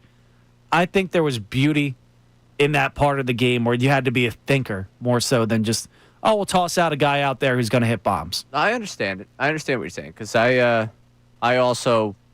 still play MLB 2K13. I still got my old system. So every time I bat with a pitcher, there's a little bit of nostalgia for me. Like, oh, wow. I just struck out with Roy Halladay. Cool. Like, I get what you're saying. Real quick, the Joseph Brandon, our YouTube chat, it didn't create more jobs. It made 9 guys in the lineup every day, like on top of the pitcher being 10. To me, if you have everyday value, there is a greater value in you as a player. So I do think it made more players more valuable. That's the jobs conversation I'm having. They did expand the roster to 26 from 25, so job was created in general at the major league level. I think that's a part of this because you have 9 everyday guys now, and they want to use more pitchers. But hey, I digress. I think this was all a little bit. You don't miss seeing Prince Fielder in the field, like a larger guy, like every once in a while out there. Now they're just, you got to go BDH. I see it every once in a while. They put Schwarber in left. I get entertained by Schwarber being in left. I don't need to see it every day, just like I don't need to see a pitcher hit every day. Just like I don't need to see a position player pitching every day. Things like that are like, oh, wow, what a novelty. They're novelties for a reason. Coming up, we talked about Lane Johnson. He was on with Bussin' with the Boys talking about his future. What does that entail? We'll get to that. He's Brandon Gunn. I'm Ray Dunn. Take it through middays, 97.5 The Fanatic. Now on 97.5 The Fanatic Sports Update. Gearing up for preseason game number 2. I'm Brendan Gunn with your Fanatic Sports Update. The Eagles wrapped up their joint practices with the Browns yesterday, and they get ready to host them for a preseason game number 2 tomorrow at 1. From all accounts, it sounds like the Browns got the better of the Birds in the second joint practice. Jordan Davis spoke about it afterwards and said, luckily, there's still times to perfect things before week 1 and games count. At times, we could have been a lot better, but at the end of the day, it's more about being physical, putting our physicality on display, playing with great great technique. I think all of us did that today. But this is what practice is. Practice, you're going to be off on the details sometimes, but we have an opportunity to clean it up before it really counts in the game. Tune in to tonight's Birds Insider, hosted by Kevin Cooney, tonight starting at 6 as he sets the table for tomorrow's preseason game number 2. The Phils run it back against the Nationals tonight after dropping the first game of their 4-game series last night. Zach Wheeler's on the mound. He's facing off against Mackenzie Gore. First pitch is tonight at 6:45. Aaron Nola set to make his return to the Phillies starting rotation this coming Sunday. It's going to be his first appearance since May 14th. With Nola back, Ranger Suarez's next start has been pushed back one day until Monday, as the Phillies are going to deploy a 6-man rotation for the time being. This update was brought to you by Rapid Radios. Rapid Radios are instant push-to-talk walkie-talkies with national-wide LTE coverage. For a limited time, get 60% off and for UPS shipping at rapidradios.com. Use code RADIO for an extra 5% off. I'm Brendan Gunn, and you're listening to the home of the best Birds coverage, 97.5 thefanatic.com. Eagles head coach Nick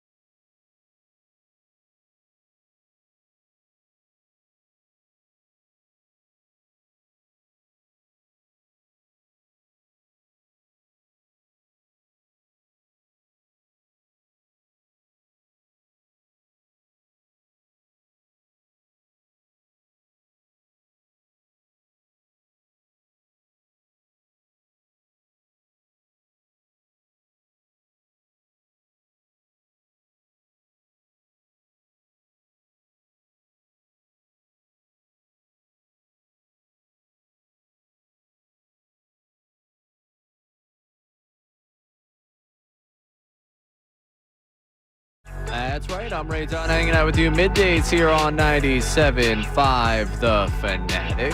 Brendan Gunn producing the show. And it's occurred to me I didn't follow through on a promise I had today. I've been told that we had millions of people worldwide tuned in to hear me do W's and L's for the 76ers. And it almost didn't feel right because I said to Amy that we would get into it today, and part of me thinks that Amy is not here today because of that promise.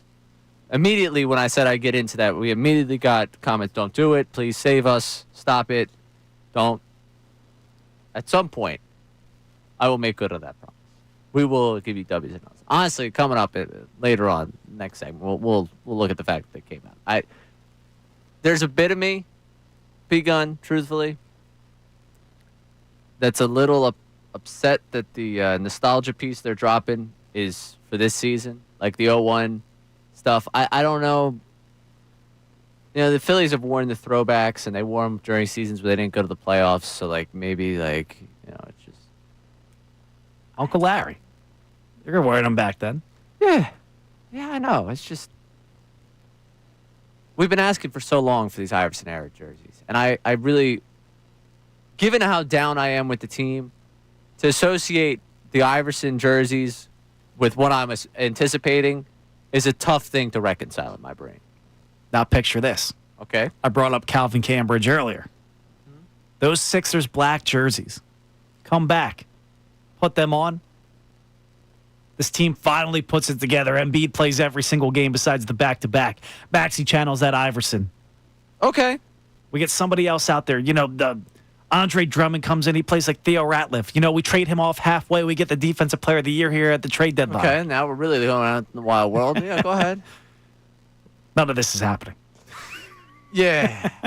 I saw it, and I was like, oh, that, and hearing Zumov's voice and all that stuff, it brings back, even though, for me, people are like, well, what the Iverson era mean to you? It's like, well, I know what it meant to so many people, and also, I have the memories of, hearing Zoo growing up, and I'm one of the owners of an Iverson jersey from that style. They're sacred. There's something we wanted back when this team was looking right. People promising. mocked up Ben Simmons, Black Sixers jerseys. That was a thing that people mocked up. That's how long people have been pining for these. They could have done it at the 20th anniversary. They went 25. I'm happy we'll see Embiid in it. We were talking yesterday about things you were wrong about. Yeah. There is nothing in my life I want to be more wrong about than how I feel about where this is going to go. Oh, I told you. I'm at the point of nihilism with the Sixers team. I know. That was a informal gun at one that we had I don't know, weeks ago, months ago. But I liked the video. And I liked if they're bringing back the jerseys this year, that video was absolutely the way to launch the schedule. I just had one of those things where I'm associating these two things together, and I don't have the warm and fuzzies about one of them. You get scared. You don't want the lasting memory of these black jerseys to be the 2025 season where they maybe sucked. If they bring them back for the 50-year anniversary, then... And I know someone out there saying, they're bringing back the black jerseys for a funeral because it's going to be the last of this era. You didn't just come up with that. Someone texted that to you for sure. That was the takeaway you had yesterday. I wish I didn't see it. I swear on my mom's life. Oh, wow. I'm sure somebody has Why that do you out always there. do that? I've heard you do that on the air before. Stop. I probably should, but I'm not lying. So I'm just tell me you're not lying. God, you concern me so much. All right. Lane Johnson, we mentioned he was on with Busted with the Boys, and they were just talking about, your football mortality when you realize, hey, camp, I think, does that to a lot of people where it's like, do I really have to go through this again? How many more times can I go through this? How many times can I ramp myself up to get ready for this season? And Johnson was talking about, again, where he's at in his career and maybe what this season could do in making him determine his long-term future. If we win it all this year, hey, I could be done this year.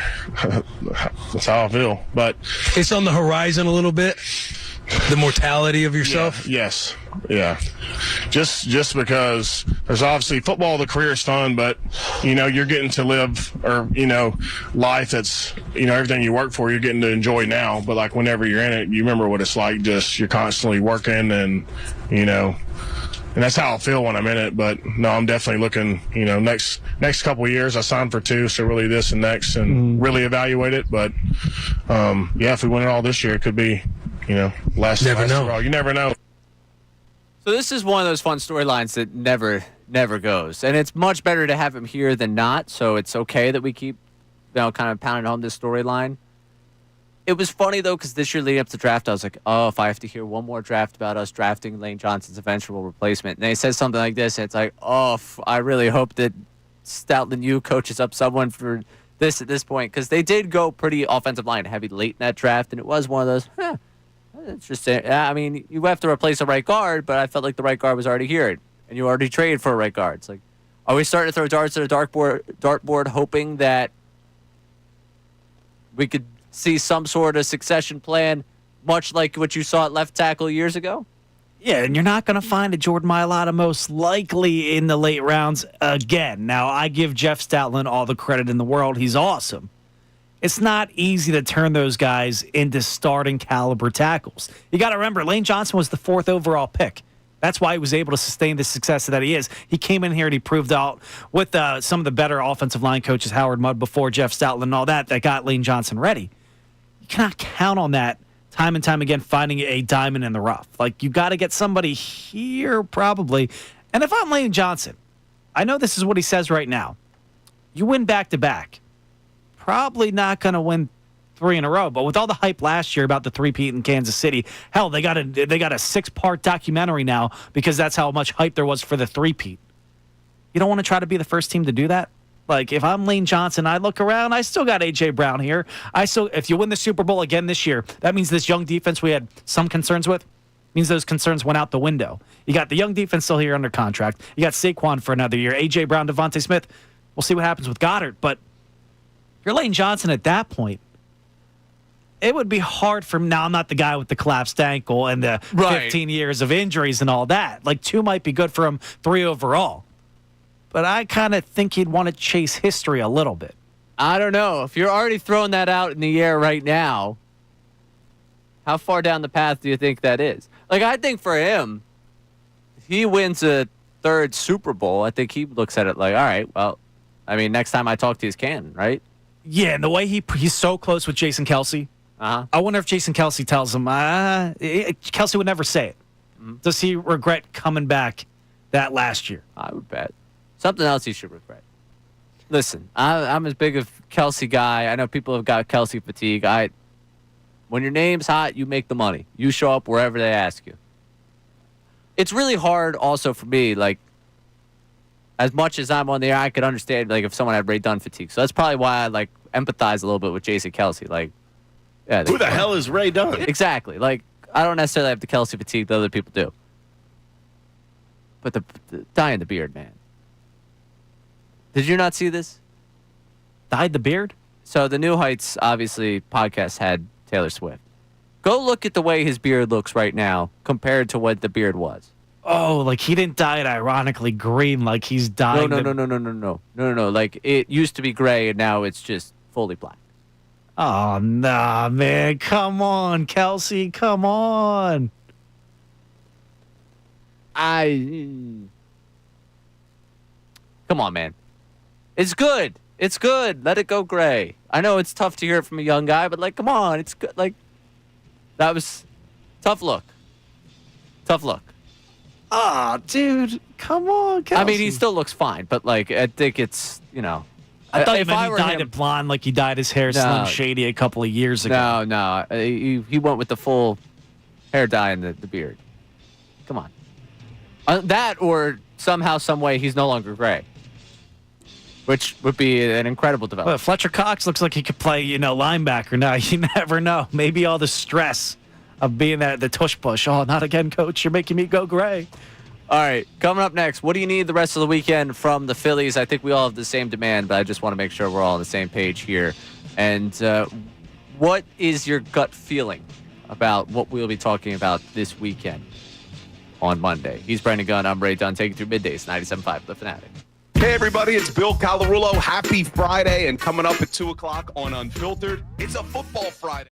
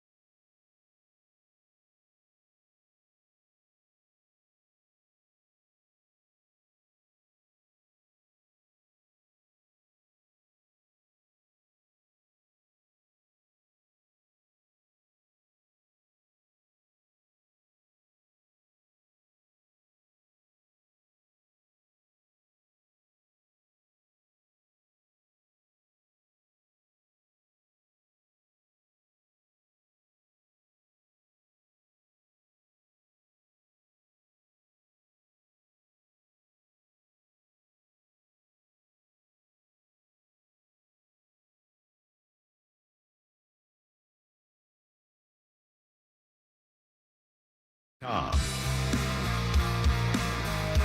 right, so the phone's always listening to you, right? Hi, I'm Ray Dunn. Brendan Gunn produced the show, midday show here on the Fanatic. I go onto the old Bird app, and one of the first that pops up, Awful Announcing did a story on the Taylor Swift New Heights podcast. So I guess we're talking about Kelsey. The phone here is talking about Kelsey. The title of this story: Jason Kelsey was the true breakout star of the Taylor Swift New Heights podcast. Now, I'll admit this. I've consumed some clips out of curiosity. I have not listened to the full 2-hour ranging interview with Taylor Swift that the Kelseys did. I would imagine, like I said yesterday, of our audience, if those that sat down did the full 2 hours, what do you want to say, 25%? Like maybe 1 in 4? Does that feel high? Maybe 20%? 2 in 10? 20's probably right on track. Yeah. The line here, what's really impressive about Jason Kelsey is that he can conduct an interview as well as Barbara Walters, but there's no way in hell Barbara could play center for the Birds. That's a line they use. I don't know who said that. But that, to me, I look at it, I'm like, oh, all right, maybe I should go give this a look. If Jason Kelsey's becoming an incredible interviewer, I didn't realize on that one. Maybe he is. Maybe. I'm so used to Kelsey and his personality and how he does that. Like, I've seen parts of that podcast for over, it feels like 2 years at this point. So I'm used to, I think he's carved out a niche, obviously. Yeah, obviously. No, I think he's a solid media presence. I think some people get annoyed with theatrics. I don't. That's who he is. I like that. I'm fine with that. But I'm very interested in that one. So maybe he is. How far are we from a Kelsey show on ESPN? Not far. As soon as Travis retires, maybe. Okay. I was going to say, because I don't know, would Jason do it alone? He tried the late night thing, but I'm curious how far. Yeah, well, it needs a little bit more structure. The late night thing, it's just not the era for late night television. I felt like they need more structure just with the whole thing. So that's just me personally talking about that. While we're talking about football here, I watched Hard Knocks. I know I had said I've gone a couple of times this week, about the fact that I haven't watched it, and I don't know why. I finally went and watched the first episode. Deion Dawkins, obviously, big fan, tremendous in it. Josh Allen comes off pretty good in it. I do kind of empathize with what Amy said earlier in the week, that it doesn't, this isn't a team that I necessarily have a ton of preseason intrigue in. No, and I'll tell you the intrigue I have in that team is that, sorry, LaSalle High School grads out there, your guy, he's a bit of a rat. Sean McDermott was one of the pioneers trying to ban the tush push. I don't want to watch that guy. It has nothing to do with the tush push thing for me. It just has, the storyline is, can they get over the hump of the Super Bowl? How much do I find out about that in preseason? It's cool to see these guys. They're one of the few teams that goes out to a college campus. It's cool to see Josh Allen talk behind the scenes. Have they touched on the James Cook thing at all? I'm hoping in the second episode we get to that. We did not in the first. I like seeing the behind the scenes of these teams, but I do think it's a team that I'm not really grabbed by in the preseason.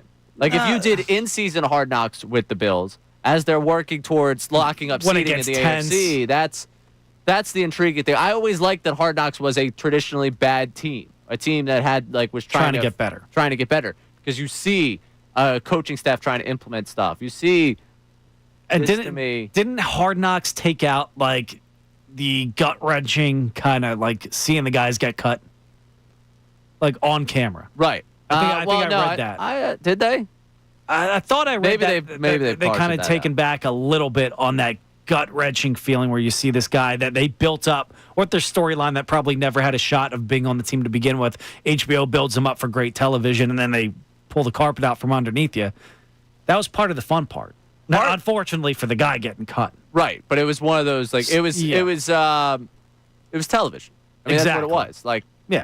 Storylines, all sorts of stuff like that. Yeah, it was real life. It was one of the great reality shows that exist. And that's kind of what this is. I think that more leagues, the Red Sox thing, I didn't watch the full thing. I watched some of it on Netflix. I think the leagues, as they get more in bed with these streaming companies, these types of things are probably good for you. It's just tough because of how crowded the space is. Speaking of that, the Eagles are in the regular season one, correct? Is this NFCs this year? It's the NFCs this year. Oh, yeah. Yes, I do remember. Because So I'll be intrigued with that, obviously. I don't know how much I love the cameras being around my team from a wanting to win standpoint. Right. No, I don't like that. Because it doesn't seem like Jalen Hurts wants that. It sure as hell doesn't seem like A.J. Brown wants that. He even said as soon as it was announced he wouldn't like that.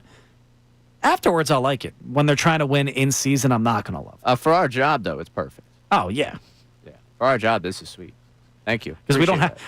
HBO's in charge of the storylines. We just get to react to whatever negative ones they put on camera. And positive ones. And positive ones. What the hell are you doing over here? I'm just saying. He's standing right outside the thing. He torched me yesterday. No Lord knows what he'll do to you at 2 o'clock. I'm just saying HBO has a knack for creating some storylines that aren't the best. All right. Let's go back to the text line here because I see we got some people chiming in on your ridiculous take on baseball and also the black jerseys for the Sixers. Yeah, well, first off, my fiance checks in saying she couldn't agree with you more that my opinions are mind-numbingly stupid.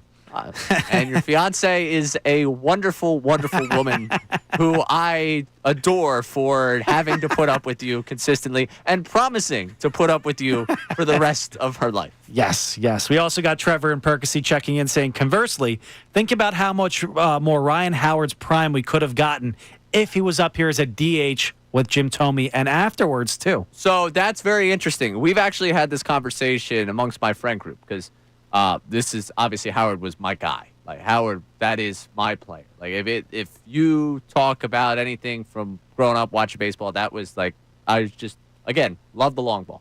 Yeah, and that too. We talked about that yesterday.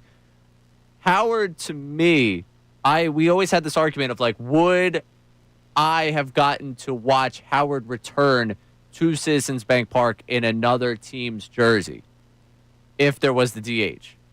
Because I truly think, I go back and I love that I bring up the StatCast page for Ryan Howard, but like Ryan Howard that last season, if you went like the current way baseball is with no like a limited shift, the fact that you have a DH, I'm willing to bet someone would have given him a shot. And also, he would have been better suited for the DH late there. Like, listen just to the percentiles for Howard. 2016. So you all remember 2016, he hits 196 with a 257 on base. By the way, he had a 710 OPS that season, so he still had a 453 slug. That 710 OPS is 10 points higher than Castellanos' right now. Just throwing that out there for the folks at home listening. Howard in his last season, his average exit velo was 94th percentile in baseball. Barrel percentage, 97th in baseball. Hard hit percentage, 95th in baseball. And these are percentiles again. And the sweet spot, launch angle sweet spot, 90%. Percentile-wise, there was like an underlying, like when he got the ball, he still got the ball. Yeah, like Ryan Howard, just like your favorite player, is also mine from growing up. It makes you wonder. Now, I don't think it lasts a lot longer. No, but you get. But also, he would have been able to come up. Like you think about, and this goes to the argument of if he's still a DH, could you imagine Jim Thome on the teams on that glory run? Maybe we're not talking about just one, but the thing I come back to with Howard is just like, if there was a DH, I'd be happy because it'd give him more of a shot for a Hall of Fame case. It extends the career. It gets him up here earlier. That's another extra. Dare I say 100 home runs? I think so. I mean, you saw the way he hit it when they came up. So unfortunately, we also got somebody checking in just flat out. Horrible take at B-Gun. We got somebody checking in saying, thanks to that guy. Hope you have a lovely weekend. We got somebody checking in saying, I agreed with B-Gun when they first started with the DH, but now I don't mind it. I have a bigger problem with the pitch clock. So in a few years, you'll be upset about the automatic balls and strikes. Forget about how much you hate the pitch clock. Yeah. Exactly. I mean, that's fair. I understand. I think it boils down to change. It's just change. We're reluctant to change. Now, we got some scorching hot take. Not even necessarily a hot take. This guy is just enraged. The only reason the Sixers ownership brought back the black jerseys is because they know they have to create buzz somehow, some way this year. The crap Joel and Paul George are both crap, and both of those guys do not deserve to put on the black jerseys. All right. Well, that's I have to say, for Paul George, probably going to be like he wore the Iverson shirt during the meeting. I remember that was right. That was the big thing, or was it? Yeah, with Dr. J. Yeah. So I'm sure this is going to be cool for him to rock that. I just hope he rocks it, more than 41 times this season. Like, to say they don't deserve to wear the jerseys like that. Hopefully that's said in jest. Like, yeah. But like to say they don't deserve that's not fair. Like that. I wish the team was going to be better, and I wish they were going to go out there and be the 1 seed, and you bring the black jerseys, and it would be electric. It sucks they're going to probably be borderline play-in bracket or lottery pick, but that's what it is. Like, I'm so excited to see them trot out those black jerseys. I'll probably go to the game, like, just to see them. And to be clear, so to just start, just the fact that their schedule came out. Their schedule, honestly, opening up doesn't look so terrible. Celtics? Yeah, Celtics, but remember who the Celtics are going to be this year.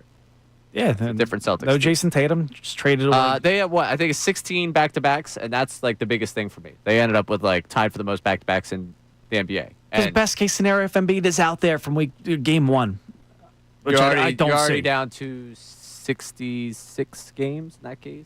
And like, you're borderlining the MVP conversation. Not that I think he's going to get any awards, but in a perfect world where he comes back and he's Embiid, he could do that. Now, I think that's a far cry from happening, but... Well, what we don't have to worry about doing any more of the show. We're done. All right, the weekend is here for us. Coming up, it's Unfiltered. B-Gun, I appreciate you. I appreciate everyone this week stuck in, called, tweeted, texted, checked in with the show. He's Brandon Gunn. I'm Ray Dunn. Hope to talk to you again real soon right here, 97.5.